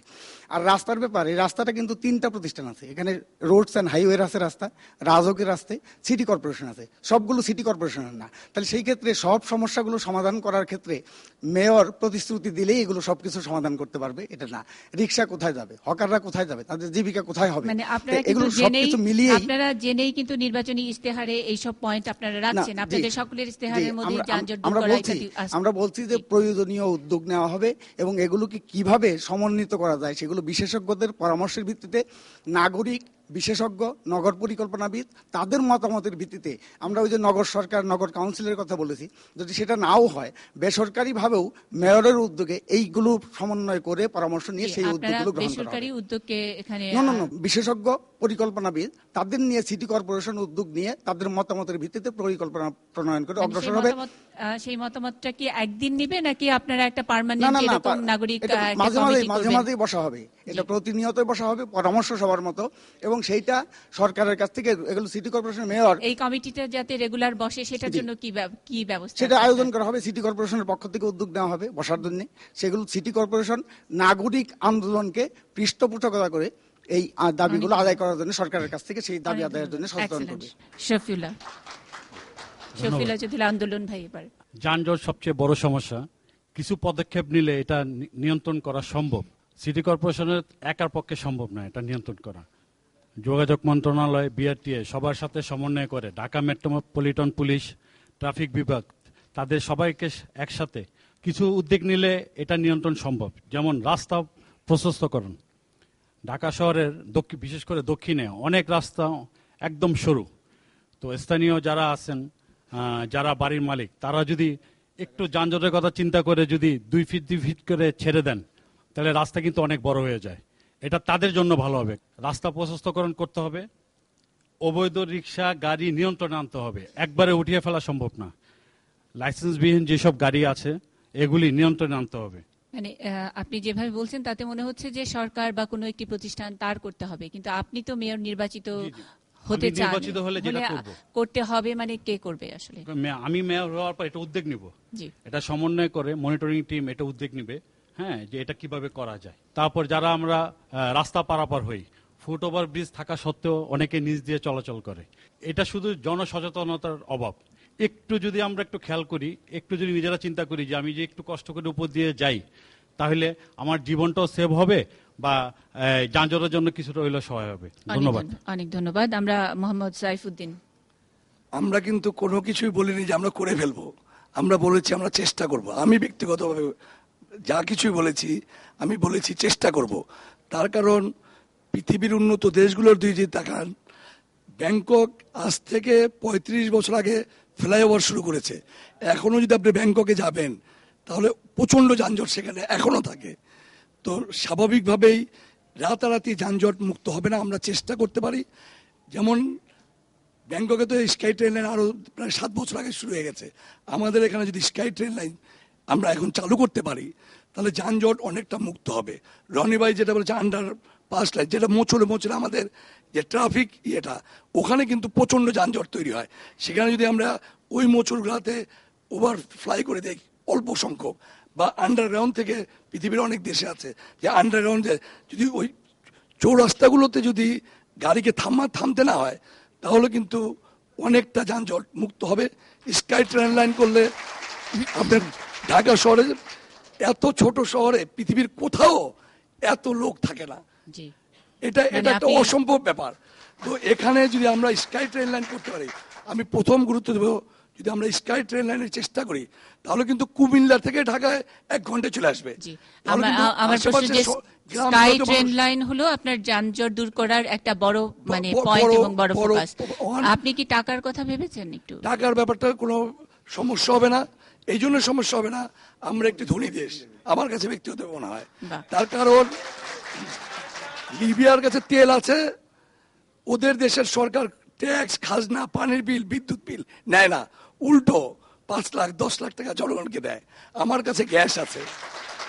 আমাদের বাঙালিরা পৃথিবীর বিভিন্ন দেশে চাকরি করে, এদেশের অর্থনীতির বাংলাদেশ করেছে মজবুত, সেনাবাহিনী জাতিসংঘে চাকরি করে, আমাদের এক্সপোর্ট গার্মেন্ট সেক্টর, এটা তো আমাদের অর্থনীতি আরো শক্তিশালী।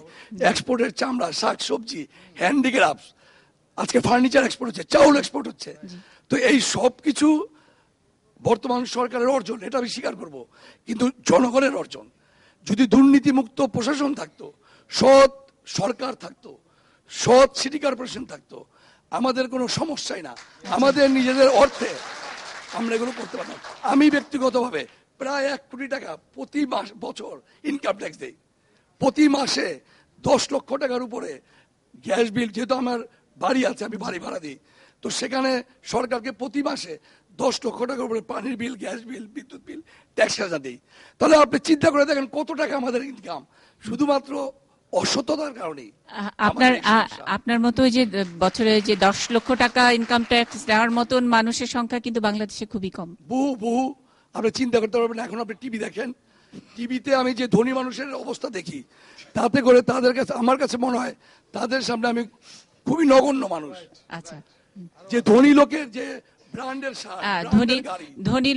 ধনী লোক এবং ট্যাক্স দেওয়া লোক, সেটার মধ্যে পার্থক্য আছে। আপনি টেলিভিশনে ধনী লোক দেখেন, কিন্তু আপনারা যে সরকার আছে সে যদি চেষ্টা করে যে আমি ভালোভাবে ট্যাক্স দেব, যদি তারা ঘুষ না খায়, এখন ঘুষ খেয়ে যদি আপনি 1 কোটি টাকার ট্যাক্স 5 লাখ টাকা নেবেন, তাতে করার কিছু নাই। আচ্ছা, কিন্তু আমার প্রশ্ন, আপনি যানজট দূর করার জন্য কোনটা আগে করবেন? যে ধনী লোক যাতে ঠিক করে ট্যাক্স দেয় ওই ব্যবস্থা আগে নেবেন, নাকি স্কাই ট্রেন করবেন, নাকি যারা উদ্যোক্তা আছেন, যাদের অনেক টাকা পয়সা আছে, তাদের কাছ থেকে তাদেরকে আহ্বান জানাবেন আপনারা কন্ট্রিবিউট করেন? কোনটা আপনার আগে হবে? প্রথম আমার আহ্বান হবে যে আমাদের কাছে এখনো যে টাকা আছে সেই টাকা দিয়ে আমরা স্কাই ট্রেন লাইন করতে পারি, কোনো ব্যাপার না। আর ট্যাক্স যাতে ঠিক মতো আদায় হয় সেটা তো অবশ্যই সরকার ব্যবস্থা, কিন্তু সিটি কর্পোরেশনের অধীনস্থ না। কিন্তু আমার বক্তব্য হচ্ছে যে একবার শুরু করতে হবে দিল্লির মতো। দিল্লির ওই ভদ্রলোক মানে কেজরিওয়াল সাহেব কংগ্রেস এবং বিজেপির মাঝখান দিয়ে এমন বিপুল ভাবে মানুষ তাদেরকে রায় দিচ্ছে, সেটা হচ্ছে সততার রায়। তো সেই রায় বাংলাদেশের মানুষকে দিতে হবে। সাইদ খোকন, যানজট নিয়ে কথা হচ্ছিল, কিন্তু এখানে অনেক পয়েন্ট এসছে। আমরা এর আগেও আমাদের যে নিউজ ক্লিপিং, যানজটটা ঢাকা শহরের মানুষের একটা বড় সমস্যা। আমরা যদি বলি যে এক কথায় যে ঢাকার দুঃখ কি, তাহলে প্রথমে আসবে ঢাকার যানজট, ঢাকার দুঃখ। আপনারা জানেন যে বর্তমান সরকার এই যানজট নিরসনের জন্য অক্লান্ত পরিশ্রম করে যাচ্ছেন।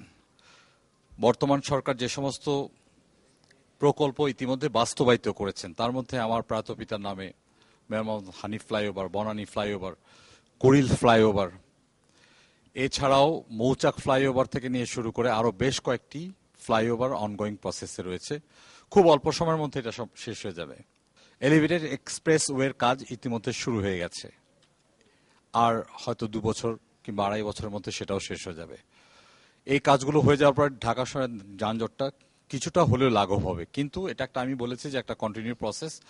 আমরা কিছু সমাধান করব, আবার কিছু যানজট আবার বাড়বে, আবার সমাধান করব, আবার বাড়বে। সমাধানের কাজগুলো আমাদের চলবে। সেই সাথে সাথে যে জিনিসটি আমি নিজেও খুব ব্যক্তিগতভাবে খেয়াল করেছি, যারা শহরের বিশেষ করে যারা বাস চালক, রাস্তার লেফট টার্নগুলো দেখা যায় যে রাস্তা বিশাল একটা লম্বা রাস্তা, লেফট টার্নগুলোতে বাসগুলো স্টপ করে যাত্রী উঠাচ্ছে। পুরো শহর, পুরো লাইন আপনার যানজট হয়ে গেল। আমি কথাটা এই কারণে বললাম যে যারা আপনার ড্রাইভার রয়েছে তাদেরকে সচেতনতা সৃষ্টি করতে হবে। ড্রাইভিং লাইসেন্সের ব্যাপারে ঢাকা শহরে অন্তত একটা রেস্ট্রিকশন থাকা উচিত, আমি মনে করি। অন্তত মিনিমাম একটা ট্রেনিং থাকা উচিত ঢাকা শহরে। এছাড়াও দেখা যায় যে সেটার জন্য সিটি কর্পোরেশন কি উদ্যোগ নেবে, মানে মিনিমাম ট্রেনিং থাকা দরকার।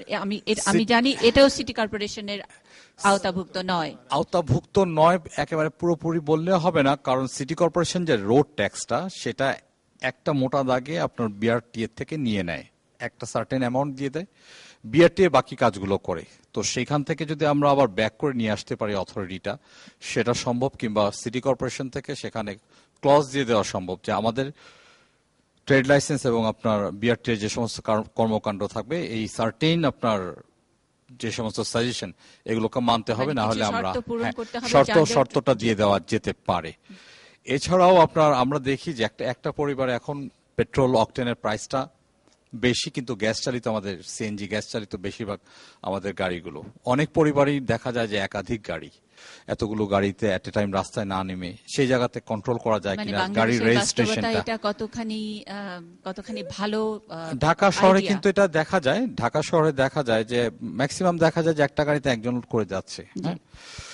গাড়ির যে রেজিস্ট্রেশন, সেই জায়গাতে একটা নিয়ন্ত্রণ আরোপ করা যায় কিনা, আমি বলছি না যে এটা সেখানেই করে ফেলবো, আলাপ আলোচনাটা করা যেতে পারে।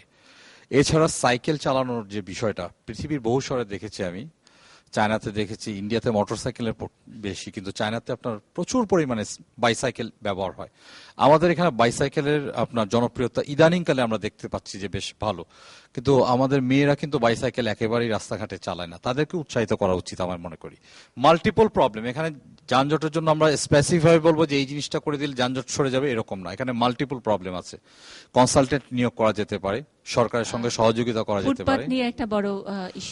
ফুটপাতের হকারদের একটা বড় সমস্যা রয়েছে, ফুটপাত অবৈধভাবে দখল হয়ে যায়।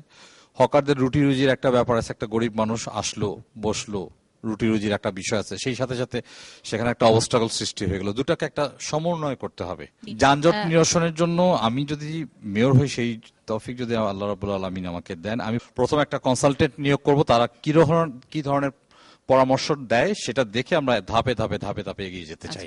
মানে যারা যোগ্য লোকরাই যাতে এই পরামর্শগুলো দিতে পারে। অনেক ধন্যবাদ।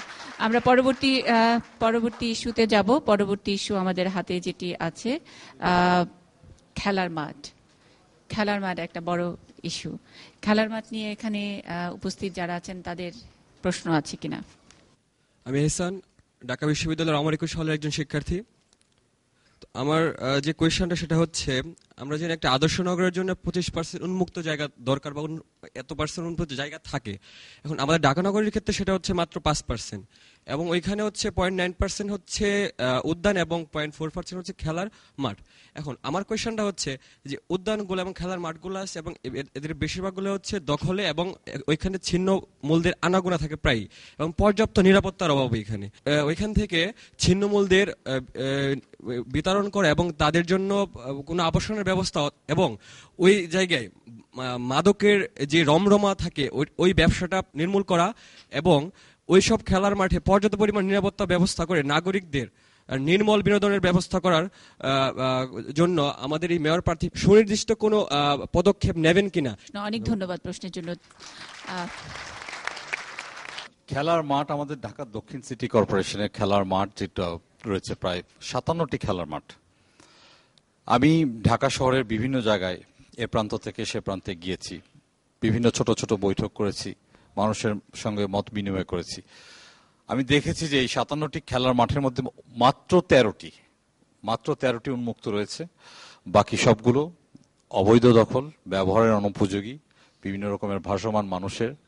প্রথমে আমার যে কাজটা করতে হবে এই মাঠগুলোকে দখলমুক্ত করার জন্য আপনার প্রয়োজনীয় ব্যবস্থা করুন। এখানে সবচেয়ে বড় চ্যালেঞ্জেসটা আসে, আমি খুব কাছে দেখেছি প্রবলেমগুলো।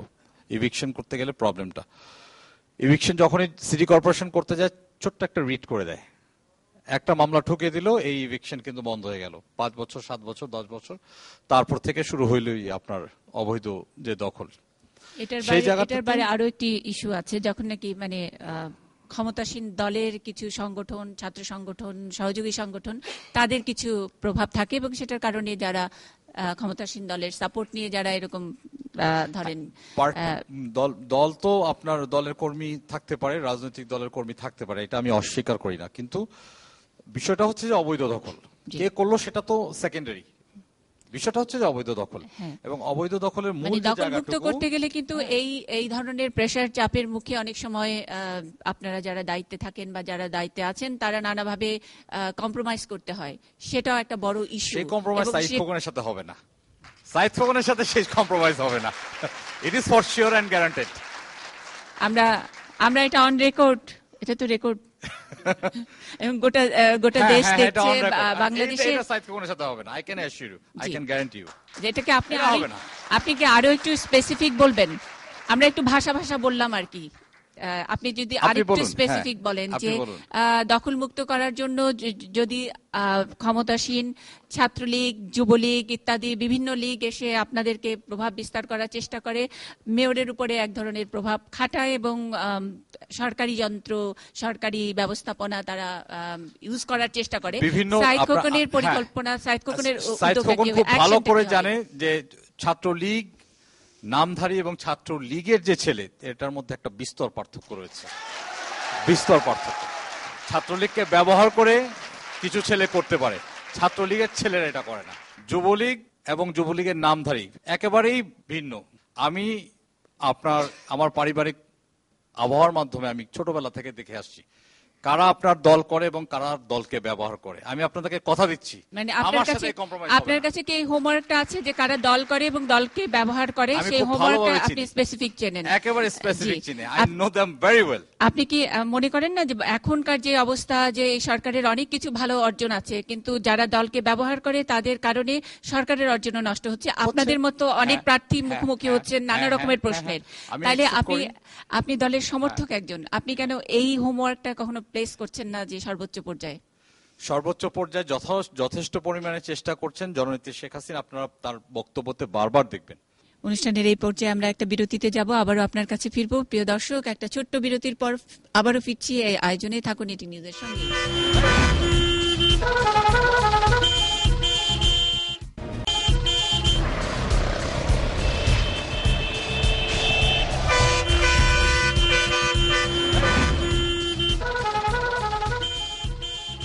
বিরতির পর আবার স্বাগত মিড ঢাকা অনুষ্ঠানে। প্রিয় দর্শক, এই অনুষ্ঠানটি এটি নিউজ এবং ঢাকা ট্রিবিউনের যৌথ উদ্যোগে আয়োজিত।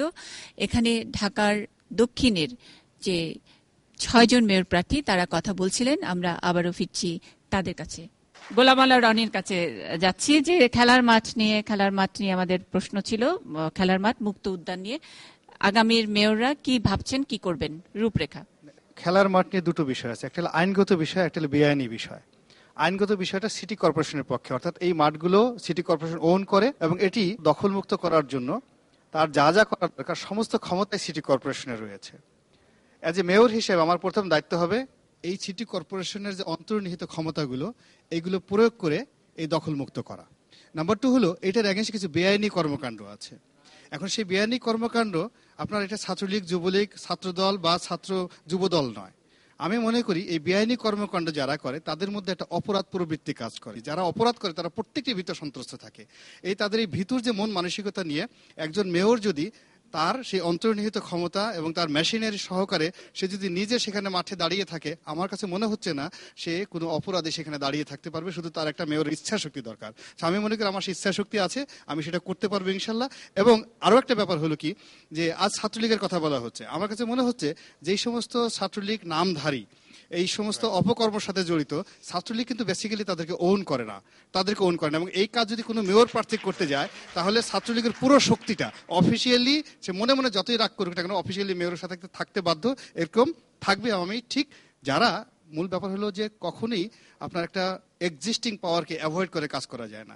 আজ সাইদ খোকন সাহেব যদি ধরেন প্রধানমন্ত্রীর স্নেহভাজন আছেন, ক্ষমতার পট পরিবর্তনে তিনি প্রধানমন্ত্রীর বিরাগ ভাজন হতে পারেন। তো কার জন্য কারো স্নেহ মায়া মমতা নিয়ে আমাকে কাজ করার জন্য আমি পক্ষপাতিত্ব নই। আমি মনে করি যে আমি ব্যক্তি গোলাম মোল্লা রনি, আমার যে ক্ষমতা আছে, আমার সিটি কর্পোরেশনের যে ক্ষমতা আছে, সিটি কর্পোরেশনের যে মেশিনারিজ আছে, এইগুলো নিয়ে আমি কি করতে পারবো। মানে এটা কি আপনি আপনার অতীত অভিজ্ঞতা থেকে বলেছেন যে স্নেহ মায়া মমতা প্রীতির অংশ হিসেবে আপনার নিজের অভিজ্ঞতা আছে এবং সেটা আপনার বিটার এক্সপেরিয়েন্স, তাই তো? না, নট বিটার এক্সপেরিয়েন্স। আমি মনে করি যে কোনো দয়া মায়া এটা খুবই একটা স্থিতিস্থাপক বিষয়। এখন বিদ্যমান অবস্থায় শুধুমাত্র 57টা এক্সিস্টিং মাঠ দিয়ে কিন্তু ঢাকা নগরবাসীকে বিনোদনের জায়গা করা যাবে না। প্রচুর ইন হাউস, ইনডোর আপনার স্টেডিয়াম করতে হবে, বিনোদন কেন্দ্র করতে হবে, যেটা পৃথিবীর সমস্ত সভ্য দেশগুলোতে আছে। আমি মনে করি যে সিটি কর্পোরেশনের প্রত্যেকটা ওয়ার্ডে যে ওয়ার্ড কমিশনার অফিস আছে, জায়গা আছে, যে অব্যবহৃত জায়গা আছে, সেখানে প্রচুর ইনডোর গেমের ব্যবস্থা করে বিভিন্ন শ্রেণীর মানুষের বিনোদন করতে হবে। ধরুন একটা মহিলা, তার কিছু আলাদা বিনোদনের জিনিস চাচ্ছে, একটা যুবক যুবতী আলাদা চাচ্ছে, শিশুর আলাদা চাচ্ছে, সেটা নগর ভবন তার বিদ্যমান অবস্থার মধ্যে সেটা করতে পারে। I will do it. জি, অনেক ধন্যবাদ। শহীদুল ইসলাম, আমি একটু শুনতে চাই ওনার কাছে। আমি ব্যক্তিগত জীবনে ছাত্রলীগ করেছি। বাংলাদেশ ছাত্রলীগের জন্ম না হলে বাংলাদেশ মুক্ত হতে কিনা সন্দেহ আছে। দখলে থাকা যে সমস্ত মাঠ, এগুলো আমাদেরকে অবশ্যই দখল অবমুক্ত করতে হবে। পাশাপাশি যে আমরা বুড়িগঙ্গা সেতুর পাড় অবৈধ দখল উচ্ছেদ করে পাড়টাকে সুন্দর করে বিনোদন কেন্দ্র করে দিতে পারি, ওখানে কয়েক লক্ষ লোক বিকেলে গিয়ে তারা বিনোদন করতে পারবে, শিশুরা খেলতে পারবে, মা বোনরা গিয়ে বসতে পারবে নিরাপদ আশ্রয়, ওই নদীতে তারা নৌবিহার করতে পারবে। আমাদের বিনোদনের কোনো জায়গা নেই, না আছে মা বোনদের, না আছে শিশুদের, না আছে খেলার জায়গা। শুধু আমরা আছি আমাদের বিনোদন নিয়ে। যেই হোক, নির্বাচিত হোক না কেন, তাকে দায়িত্ব নিতে হবে, উদ্যোগ নিতে হবে। এই বুড়িগঙ্গাকে পরিষ্কার করে পানিটাকে পিপি পদ্ধতি। মানে আপনি কি নির্বাচনের মাঠ ছেড়ে দিচ্ছেন? আমি ছাড়বো কেন? আমি কথাটা শেষ করি। কারণ যারা আজকে দাঁড়িয়েছে সবাই সমান যোগ্য, সবার মেধা আছে, যোগ্যতা আছে, সবাইকে নিয়ে কেউ আমার প্রতিপক্ষ না, শত্রু না। সবাইকে নিয়ে যদি কাজ করি অবশ্যই উন্নয়ন সম্ভব হবে। আমি তো কাউকে প্রতিপক্ষ ভাবি না, কাউকে শত্রু ভাবি না, এবং কাউকে ভাবাও উচিত না। রাজনীতি কিন্তু আজকের দিনে শেষ না, রাজনীতি তো ভবিষ্যতের জন্য। আমাদের পরিকল্পনা হতে সমন্বিত। এবং আমরা যে বলছি খেলার মাঠ, উদ্যান, এগুলো দখল, সবাইকে একই কথা বলতেছে, এখানে পেছনে একটা অপশক্তি কাজ করে। এই অপশক্তিকে নিয়ন্ত্রণ করতে হলে আমাদের সেলফ লোকাল গভর্নমেন্ট আইনে যেতে হবে এবং সে ক্ষমতা ব্যবহার করে নাগরিক সুবিধাকে নিশ্চিত করবে। ধন্যবাদ। শফিউল্লাহ চৌধুরী। ধন্যবাদ মিলন ভাইকে, ধন্যবাদ অগ্রিম মেয়র নির্বাচিত হওয়ার জন্য, এবং সাথে সাথে উনি পদত্যাগের কথাও চিন্তা করে ফেলেছেন, তার জন্যও ধন্যবাদ। যাই হোক, ঢাকা দক্ষিণ সিটি কর্পোরেশন এখানে 57টি মাঠ আছেন। নতুন করে খেলার মাঠ করা সম্ভব না, কারণ আমাদের দক্ষিণে ওইরকম জায়গাও নেই। যেগুলি আছে এগুলি যদি আমরা দখলমুক্ত করতে পারি, বিশেষ করে দলীয় নাম ব্যবহার করে কিছু দলীয় অফিস করা হয়েছে। বিশেষ করে আমার এলাকায় আমি দেখেছি স্থানীয় দলীয় লোকজন একটা বিশাল একটা বাজার করেছে, যে বাসাবো বালুর মাঠের এখানে। যদি এগুলি দখলমুক্ত করা যায় তাহলে অবশ্যই ঢাকা সিটির যে খেলার মাঠগুলি আছে এগুলি খেলার উপযুক্ত হবে, এবং আমাদের যারা ছেলেরা আছে, মেয়েরা সবাই ওখানে খেলাধুলা করতে পারবে, বিকালে হাঁটাচলা করতে পারবে। সুতরাং খেলার মাঠগুলি দখলমুক্ত করতে পারলেই আমাদের এই মাঠগুলি সবার জন্য উপযুক্ত হবে বলে আমি মনে করি। ধন্যবাদ। অনেক ধন্যবাদ। আমরা পরবর্তী বিষয়ে যাচ্ছি। আমাদের তারুণ্যের ইশতেহার 6টি বিষয়ে এখানে নির্বাচন করেছে, সেখানে জনস্বাস্থ্য পরিবেশ আছে, বর্জ্য ব্যবস্থাপনার প্রশ্ন আমরা নিয়েছি, জলাবদ্ধতা দূরীকরণে আমাদের মেয়র প্রার্থীরা তাদের পরিকল্পনার কথা জানিয়েছেন, যানজটের ব্যাপারে বিস্তারিত কথা হয়েছে, দখল থাকা খেলার মাঠ নিয়েও আলোচনা হয়েছে। আমরা এবার নাগরিকদের শিক্ষা এবং তথ্য সেবা দেবার যে অঙ্গীকার অনেকে করছেন আমাদের মেয়র প্রার্থীরা, সেই বিষয়ে প্রশ্ন নিব এবং সবশেষে নারীর নিরাপত্তা ও নিরাপদ নগরী তৈরিতে মেয়রদের যে অঙ্গীকার সেটি নিয়ে আমরা প্রশ্ন নিব এবং মেয়রদের অঙ্গীকারের কথা শুনবো। আপনারা নিশ্চয়ই জানেন সম্প্রতি নববর্ষে ঢাকা বিশ্ববিদ্যালয় চত্বরে যেই ঘটনা ঘটেছে সেটারই পরিপ্রেক্ষিতে গোটা বাংলাদেশ প্রতিবাদ মুখর। আমাদের মেয়র প্রার্থীরা এখন ভোট চাইতে গিয়ে এই একটি বিষয়, নারী নিরাপত্তার বিষয়টিও ইনক্লুড করেছেন। সুতরাং আমাদের তারুণ্যের প্রশ্ন থেকে, বিষয় থেকে এই বিষয়টি উঠে এসছে। আমরা সে কারণে এই বিষয় আলোচনা করব। আজকের যে নির্ধারিত বিষয়গুলো আছে 6 নম্বর মানে শেষে, আমরা অনুষ্ঠানের মোটামুটি শেষ পর্যায়ে এসেছি। শিক্ষা এবং তথ্য সেবা, কে প্রশ্ন করবেন? আমি এরশাদ হুসাইন, জগন্নাথ বিশ্ববিদ্যালয়, ঢাকা। আপনারা কি দলীয় মেয়র হবেন নাকি জনতার মেয়র হবেন? আপনারা যদি মেয়র হন সেক্ষেত্রে ঢাকার সাধারণ নাগরিকদের জন্য শিক্ষা এবং তথ্য সেবার মান উন্নয়নের জন্য আপনারা কি করবেন? আচ্ছা, অনেক ধন্যবাদ। শিক্ষা এবং তথ্য সেবার জন্য আমাদের আগামীর মেয়ররা কি ধরনের পরিকল্পনা করেছেন, কে বলবেন? বজলুর রশিদ ফিরোজ। এটা সামগ্রিকভাবে সরকারের শিক্ষা পরিকল্পনা, শিক্ষা নীতি সেটার সাথে অন্তর্ভুক্ত। আপনি কি করবেন সেটা যদি একটু স্পেসিফিক থাকলে। সিটি কর্পোরেশনের এলাকার মধ্যে যে সমস্ত প্রাথমিক বিদ্যালয়গুলো আছে সেই বিদ্যালয়গুলোতে যাতে শিক্ষার পরিবেশ সেটা বজায় থাকে, শিক্ষার যে মান সেগুলো তদারকি করার জন্য আসলে সিটি কর্পোরেশনের পক্ষ থেকে একটা উদ্যোগ নেওয়া, মনিটরিং করার যে একটা ব্যবস্থা, সেই ব্যবস্থাটা করা দরকার। আর এখানে বেশিরভাগ মানুষ আমাদের শ্রমজীবী মানুষ, 60 লক্ষ প্রায় শ্রমজীবী মানুষের বাস এই ঢাকা শহরে। তারা সবচেয়ে বঞ্চিত হয় শিক্ষা স্বাস্থ্যসেবা থেকে। সেই শিক্ষা স্বাস্থ্যসেবা তাদের কাছে পৌঁছে দেওয়ার জন্য তারা কিন্তু টাকা বেশি দেয়, বাড়ি ভাড়া বাবদ, গ্যাস বিল বাবদ, পানির বিল বাবদ, বিদ্যুৎ বিল বাবদ। এই টাকা কিন্তু সরকারের কোষাগারে আসে না। কিন্তু সিটি কর্পোরেশনের ক্ষমতার মধ্যে শিক্ষার পরিবেশ মান উন্নয়নের জন্য যে পরিকল্পনা প্রণয়ন করা দরকার সেই পরিকল্পনা নিয়ে আমি অগ্রসর হব। অনেক ধন্যবাদ। শহীদুল ইসলাম। এখন যে ঢাকা শহরে 15 থেকে 20 লক্ষ শিক্ষিত তরুণ তরুণী হতাশাগ্রস্ত হয়েছে, পরিবারের বোঝা হয়েছে, তারা এই তথ্য প্রযুক্তির মধ্যে প্রবেশ করে, খুব স্বল্প মূল্যে প্রবেশ করে নিজেরা নিজেদের কর্মসংস্থান করতে পারবে এবং আউটসোর্সিং বিজনেসের মাধ্যমে তারা পরিবারের আশীর্বাদ হবে, আর বোঝা থাকবে না। অনেক ধন্যবাদ। শফিউল্লাহ চৌধুরী। ঢাকা দক্ষিণে যত প্রাইমারি স্কুল আছে, যেটা আমাদের বড় ভাই বলেন একটু আগে, সেসব স্কুলে বয়স্ক শিক্ষা চালু করব আমি। এবং যে ভাসমান ছেলেরা আছে রাস্তাঘাটে দেখা যায়, তাদের নাইট স্কুলের যাতে একটা ব্যবস্থা করা যায় সে ব্যবস্থা নিব। এবং প্রত্যেক যে ওয়ার্ড ভিত্তিক যে কাউন্সিলর নির্বাচিত হবেন, সেই কাউন্সিলরদের অফিসে আধুনিক তথ্য সেবা থাকবে এবং ওই তথ্য সেবা থেকে সবাই ডিজিটাল পদ্ধতিতে সব খবর জানতে পারবে যে কোথায় কি হচ্ছে না হচ্ছে, কোনো নিউজ আছে কিনা, সেই পদ্ধতি আমি চালু করব। ধন্যবাদ। সাইদ খোকন। শিক্ষার ব্যাপারে সরকারের শিক্ষা মন্ত্রণালয়, প্রাথমিক শিক্ষা ও গণশিক্ষা অধিদপ্তর, ডিটেইলস অনেকগুলো প্রকল্প রয়েছে। ঢাকা সিটি কর্পোরেশন যেটা করতে পারে সেটা হচ্ছে আপনার মেধাবী ছাত্রছাত্রীদেরকে বৃত্তি প্রদানের একটা প্রকল্প রয়েছে, সেই প্রকল্পের আওতাটাকে আমরা বাড়াতে পারি। এটা নাম্বার 1। নাম্বার 2 হচ্ছে যে আপনার প্রাইমারি এবং সেকেন্ডারি লেভেল মোটামুটি ভাবে আপনার সরকারের একটা সাপোর্ট খুব ভালোভাবে আছে। আমরা দেখতে পাই যে হায়ার এডুকেশনে যখন যায় একটা ছেলে, তখন এই আপনার শিক্ষা ব্যয়টা তার জন্য অনেক বড় ধরনের একটা চাপের সৃষ্টি করে। যে সময়টা সে প্রিপেয়ার্ড হবে, শেষ করার পরে একটা জব পাবে, জাস্ট লাস্ট স্টেজ, সেইখানে কিন্তু একটা ব্যয়ের খুব বড় ধরনের চাপ থাকে। যারা পাবলিক ইউনিভার্সিটিগুলোতে চান্স পায় না তাদের জন্য বিষয়টা আরো বেশি কঠিন হয়ে দাঁড়ায়। আমি সেই ক্ষেত্রে একটা জিরো ইন্টারেস্ট একটা লোনের ব্যবস্থা করব, একটা বড় ধরনের লোনের ব্যবস্থা করব। যারা ঢাকা শহরের মেধাবী ছাত্রছাত্রী রয়েছে হায়ার লেভেল এডুকেশনে, তাদের মানে এটা মেয়রের এখতিয়ারের মধ্যে আপনি পারবেন করতে? এটা আছে, হ্যাঁ, এটা থাকবে। এটা আপনার ফরেন এইডের মধ্যে দিয়ে আমরা মেয়রের এখতিয়ারের মধ্যে দিয়ে দিতে পারবো। দ্বিতীয় হচ্ছে যে আপনার তথ্য প্রবাহের জন্য আপনারা জানেন যে আপনার ক্যালকাটা সিটিকে ইতিমধ্যে আপনার ওয়াইফাই ক্যালকাটা বলা হয়ে থাকে। আমরা প্রথমে আপনার সিটি কর্পোরেশনের কমন এরিয়া, সার্ভিস এরিয়া, যেমন বাস স্টেশন, অন্যান্য এরিয়াগুলো, বিভিন্ন আপনার বাণিজ্যিক প্রতিষ্ঠান যেগুলো রয়েছে লোকালিটি, সেই জায়গাগুলোতে প্রথমে আমরা ফ্রি ওয়াইফাই এর একটা ব্যবস্থা করতে পারবো আমাদের প্রাথমিক পর্যায়ে। এবং 5 বছর মেয়াদে আমাদের একটা চেষ্টা থাকবে বর্তমান সরকারের যে ডিজিটাল যে ভিশন, তথ্য প্রযুক্তির ক্ষেত্রে যে আপনার এগিয়ে যাওয়া, আমরা চেষ্টা করব ঢাকা শহরকে ওয়াইফাই ঢাকা। স্পেসিফিক প্রশ্ন ছিল যে আপনি মেয়র নির্বাচিত হলে আপনি দলীয় প্রার্থী থাকবেন। এটা একটি সাপ্লিমেন্টারি কোশ্চেন। আমরা শিক্ষা নিয়ে প্রশ্ন করার পরে কিছু কমন প্রশ্ন আছে, সেগুলো নিয়ে খুব ছোট করে আলোচনা করব। যে আমি স্বতন্ত্র নির্বাচন করছি, আমার একটা দলীয় পরিচয় আছে, কিন্তু আমি মেয়রের দায়িত্বে যখন থাকবো আমি দলীয় পরিচয়টা ভুলে স্বতন্ত্র প্রার্থী হিসেবে গণমানুষের মেয়র হিসেবে কাজ করবো, নাম্বার 1। নাম্বার 2 হলো শিক্ষা নিয়ে সিটি কর্পোরেশন যে কাজটি করবে, আমার প্রথম কাজ হবে সিটি কর্পোরেশন 2টো লাইব্রেরি করা।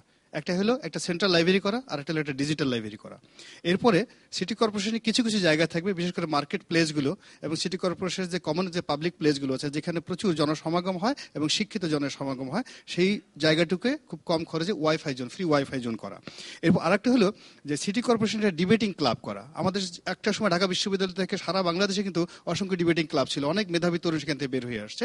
সিটি কর্পোরেশনের নেতৃত্বে এবং কর্তৃত্বে যদি ঢাকার মেধাবীদের শিক্ষিত ছেলে মেয়েদের যদি আমরা একটা ডিবেটিং ক্লাব করতে পারি এবং সেটা এগেনস্টে আমরা আন্তর্জাতিক ডিবেটিং পরিচালনা করতে পারি, তাহলে অনেক মেধাবী তরুণ এবং তরুণী বের হয়ে আসবে।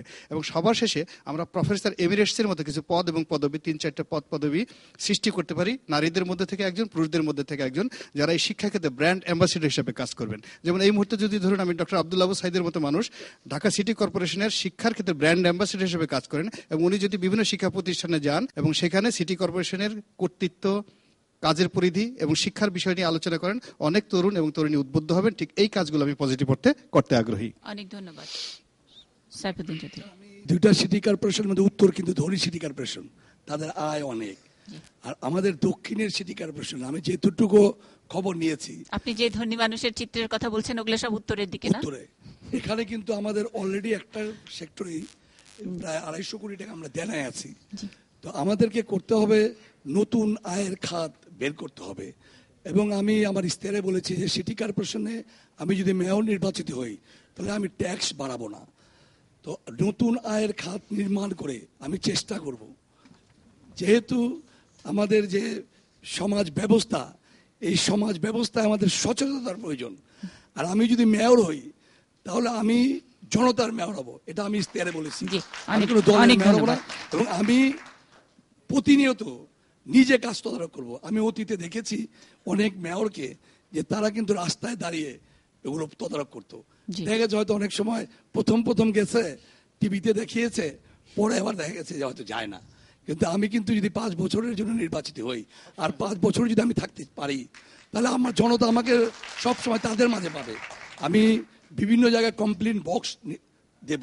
তারুণ্যের ইস্তেহারের সবশেষ পয়েন্ট যেটা আমরা আজকে আলোচনা করতে চাই, মেয়রদের কাছ থেকে তাদের অঙ্গীকার, মেয়র প্রার্থীদের কাছ থেকে তাদের অঙ্গীকার কথা জানতে চাই। সেটি হলো নারী নিরাপত্তা ও নিরাপদ নগরী তৈরিতে তাদের পরিকল্পনা কি। এই বিষয়ে কারো স্পেসিফিক কোনো প্রশ্ন আছে না? ও আমাদের একজন, আমি সানজিদা রহমান। জি।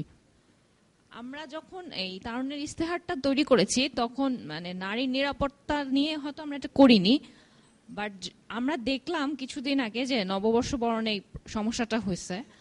এখন আমি এই মানে ঘটনার পরে অনেককে বলতে শুনছি যে আমি যাব না, নেক্সট টাইমে আমি আর নববর্ষ বরণে ঢাকা বিশ্ববিদ্যালয় ক্যাম্পাসে যাব না। আমি এটা তাদের কাছ থেকে জানতে চাচ্ছি যারা অঙ্গীকার এমন কিছু করবে যে না পরের বারও তারা বলবে না আমরা এবারও যাব। আপনি নিশ্চয়ই জানেন যে বর্ষবরণের অনুষ্ঠানে আজ থেকে প্রায় 14 বছর আগে বোমা হামলা হয়েছিল, এবং তখনও এরকমই একটি প্রচারণা চালানো হচ্ছিল, যারা নাকি এই বাঙালির জাতীয় উৎসব আমরা যেটাকে বলি প্রাণের উৎসব, সেখানে যাতে সকলের একসাথে না হতে পারে তারই একটি প্রচেষ্টার অংশ হিসেবে একেবারে বর্ষবরণ যেখানে ছায়ানটের গানের অনুষ্ঠানের সামনে বোমা হামলা হলো। তো তখন তো দমাতে পারেনি। আমি জানি না মেয়ররা এখন কি ব্যবস্থা নেবেন, মেয়র প্রার্থীরা কি বলবেন নারীর নিরাপত্তা ও নিরাপদ নগরীর ব্যাপারে। সাইদ খোকন। বর্ষবরণ অনুষ্ঠানে যে ঘটনাটা ঘটেছে এটা অত্যন্ত দুর্ভাগ্যজনক। বাংলাদেশের এই পয়লা বৈশাখের যে অনুষ্ঠান, যে বর্ষ আমরা বরণ করে থাকি, যে চেতনায় আমরা উজ্জীবিত হয়ে থাকি, এটাকে কেউ থামাতে পারবে না। তবে যে ঘটনা ঘটেছে সেটা নিন্দা জানানোর ভাষা আমার নেই। প্রথমে আমি নিন্দা জানালাম, সেই সাথে সাথে ঢাকা শহরের নারীরা যাতে নিরাপদে চলাফেরা করতে পারে, সেটা ডিএমপি পুলিশ কমিশনের তো অধীনে একটা বিষয় রয়েছে। মেয়র হিসেবে আমরা শহরের মানুষকে উদ্বুদ্ধ করতে পারি নারীর নিরাপত্তা বিষয়ে। আরেকটি দিক আমি আমার যেটা ভাবনার মধ্যে রয়েছে সেটা হচ্ছে যে ঢাকা সিটি কর্পোরেশন মুসলিম আইন অনুযায়ী বিবাহ বিচ্ছেদের যে কাজগুলো সেটা সম্পন্ন করে থাকে। যখন একটা নারীর কোনো না কোনো কারণে, যে কোনো কারণেই হোক, একটা বিবাহের বিচ্ছেদ ঘটে, আমি মনে করি যে আমাদের বাঙালি সমাজে যে নারী যখন বিবাহ বিচ্ছেদ হয় তার পুরোটা জীবন আপনার নিরাপত্তাহীন হয়ে যায়, তার সারাটা জীবন একটা সমস্যার মধ্যে পড়ে যায়, একটা নিরাপত্তাহীনতা, একটা অস্থিরতা তার মধ্যে কাজ করে। আমি যদি মেয়র হই, আমি আমার সেই ডিপার্টমেন্টকে বলবো বিবাহ বিচ্ছেদের বিষয়টাকে নিরুৎসাহিত করার জন্য। নারীর জন্য নিরাপদ নগরীর ব্যাপারে আপনার যে পরিকল্পনা, সেখানে অন্যান্য সোশ্যাল ইস্যুগুলোকে আপনি এখানে অবশ্যই, এবং বিবাহ বিচ্ছেদের যে বিষয়গুলো সেগুলোকে নিরুৎসাহিত করা যথাসম্ভব, এবং সেই আপনার শুনানিতে নারীদেরকে প্রাধান্য দেওয়া। আচ্ছা, সেটা সেই জায়গাটা আমার থাকবে। অন্য আরেকটা ইস্যু, গোলাম মোল্লা রনি, আমরা একটু ছোট থাকি, আরো দু একটা ছোট ছোট ইস্যু আছে যেগুলো মানে কমন ইস্যু, যেটা ইশতেহারের বাইরে, কিন্তু আমরা দেখেছি যে আমাদের রিপোর্টারদের কাছে যখন নাকি নগরের বিভিন্ন এলাকার মানুষ নানা রকমের কথা বলেছেন, সেখান থেকে দু একটি ছোট ছোট জিনিস আমরা খুব চটজলদি আলাপ করে নিতে চাই। তার আগে নারীর জন্য নিরাপদ নগরী, সেটার জন্য ভবিষ্যতে নগর পিতারা কি ভাবছেন? এক নম্বর হলো যে নারী সম্পর্কে নগরবাসীর যে দৃষ্টিভঙ্গি, সেই দৃষ্টিভঙ্গিটা আধুনিক করার জন্য, বাস্তবমুখী করার জন্য নগর ভবন ব্যাপক প্রচারণা চালাবে, বিজ্ঞাপন প্রচার করবে, কনসালটেন্সি করবে, এনজিও, বেসরকারি, সরকারি প্রতিষ্ঠানের সাথে যুগ্মভাবে কাজ করবে। ফলে নগরে যদি একটা SOS লাইন থাকে, একটা হেল্প লাইন থাকে, যে হেল্প লাইনটা মূলত অ্যাডভোকেসি হিসেবে কাজ করবে। যে কোনো নারী সে যদি একবার প্রয়োজন মনে করে, তাহলে ওই নম্বরে সরাসরি সাহায্য চাইতে পারে এবং নগর ভবন সেখানে সেই নারীর পাশে দাঁড়াবে। সিটি কর্পোরেশনে হটলাইনের ব্যবস্থা, রাইট, একটা হটলাইনের ব্যবস্থা করবে এবং সেখানে সে অ্যাজ এ অ্যাডভোকেট হিসেবে সেখানে কাজ করবে, অ্যাডভোকেসি হিসেবে। সেকেন্ডারি প্রতিষ্ঠান হিসেবে নগর ভবনে নারী ক্ষমতায়নের জন্য, নারীকে শিক্ষিত করার জন্য সেখানে কাজগুলো করতে পারে। আমি আজ নগর পিতাবে সেই কাজগুলো করব। অনেক ধন্যবাদ। শফিউল্লাহ চৌধুরী। ধন্যবাদ। আমি নারী নিরাপত্তা হিসাবে প্রথমে যেটা করব, প্রত্যেক ওয়ার্ডে নারীর নিরাপত্তা ও জনসচেতনতামূলক কমিটি গঠন করব, যাতে কোনো নারী যদি কোনো এলাকায় কোনো ইফটিজিংয়ের শিকার হয় বা কোনো ছেলের কাছে কোনো লাঞ্ছনার শিকার হয়, তাহলে যেন তাৎক্ষণিক সে ওই কমিটির কাছে এই বিচারটা দিতে পারে। তাহলে মনে হয় তাদের জন্য এটা ভালো হবে। আর মেয়রদের তো নিরাপত্তা দেওয়ার ব্যাপারে কিছু নাই, মেয়ররা সহযোগিতা করতে পারে, এটার দায়িত্ব হলো ঢাকা মেট্রোপলিটন পুলিশের। সুতরাং পুলিশকে আরো উদ্যোগ নিতে হবে, আরো তৎপর হতে হবে। ধন্যবাদ। বাঙালি জাতির যে হাজার বছর ইতিহাস, ঐতিহ্য, কালচার, তার মূলে আঘাত করার জন্য পয়লা বৈশাখে এই ন্যাক্কার জন্য ঘটনা ঘটানো হয়েছে। আমি মনে করি এর জন্য আমাদের সবাইকে উদ্যোগ গ্রহণ করতে হবে, নগর প্রশাসন, ঢাকা মেট্রোপলিটন পুলিশ এবং যারা বাঙালি জাতির স্বাধীনতার পক্ষে শক্তি, সবাইকে উদ্যোগ গ্রহণ করতে হবে। নারীর সমস্যার, এই লাঞ্ছিত হওয়ার সমস্যার 100% সমস্যার সমাধান হবে। খুবই খুবই ভালো। আমরা মোহাম্মদ সাইফুদ্দিন মিলন। আমি আমার মা বোনদেরকে কোনো অবস্থাতেও অসহায় মনে করি না। তার কারণ হচ্ছে গত 24 বছর এদেশের ক্ষমতার শীর্ষ মঞ্চে 2 জন নারী ছিলেন। তারা ডাইনামিক নেত্রী, একজন জাতির জনক বঙ্গবন্ধু শেখ মুজিবুর রহমানের কন্যা, বর্তমান প্রধানমন্ত্রী শেখ হাসিনা ওয়াজেদ, আরেকজন শহীদ রাষ্ট্রপতি জিয়াউর রহমানের স্ত্রী বেগম খালেদা জিয়া।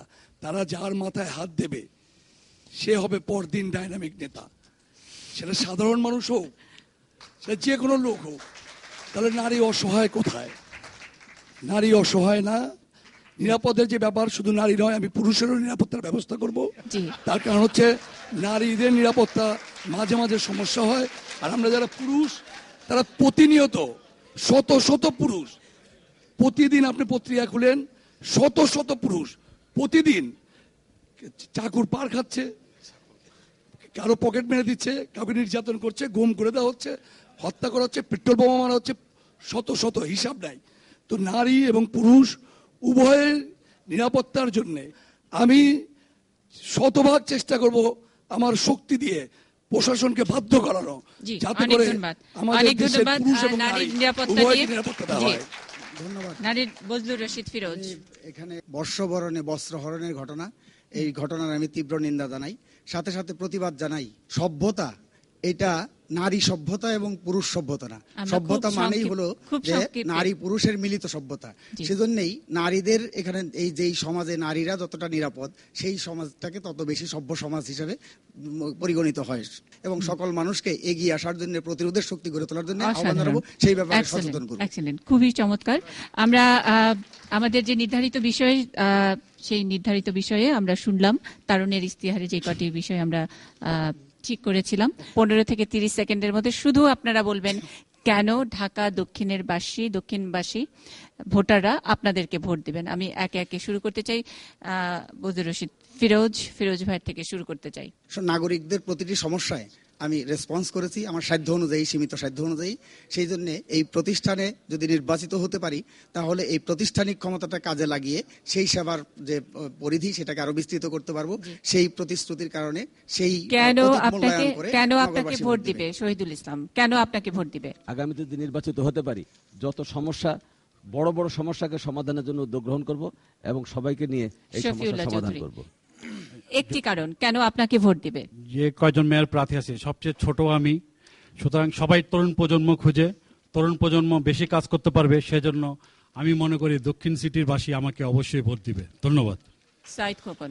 আমি তরুণ, আমি যুবক, আমার নিয়ত একেবারেই পরিষ্কার, আমি কাজ করার ক্ষমতা রাখি, আমি উদ্যমী, আমি উদ্যোগী। ঢাকা শহরের পঞ্জীভূত সমস্যা ইনশাল্লাহ সবাইকে নিয়ে সমাধান করে একটি বাসযোগ্য নগরী এই শহরের মানুষকে উপহার দিব। গোলাম আল্লাহ রানী। জীবনের অনেকগুলো কাজ সফলভাবে করার যে ট্র্যাক রেকর্ড, সেটা আমার আছে।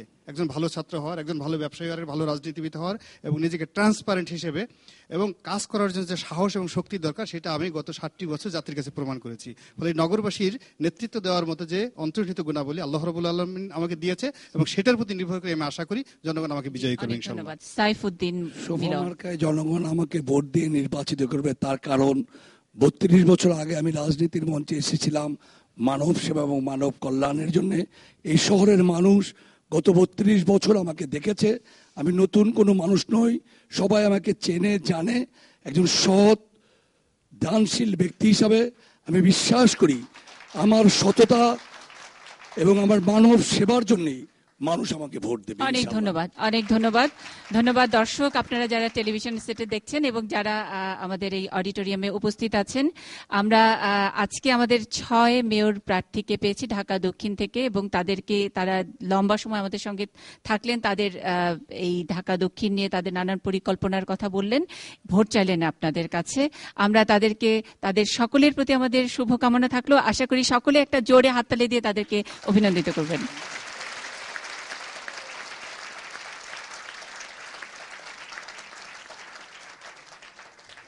আপনাদের সকলের প্রতি আমাদের কৃতজ্ঞতা জানাচ্ছি, ঢাকা ট্রিবিউন এবং এটিএন নিউজের পক্ষ থেকে কৃতজ্ঞতা।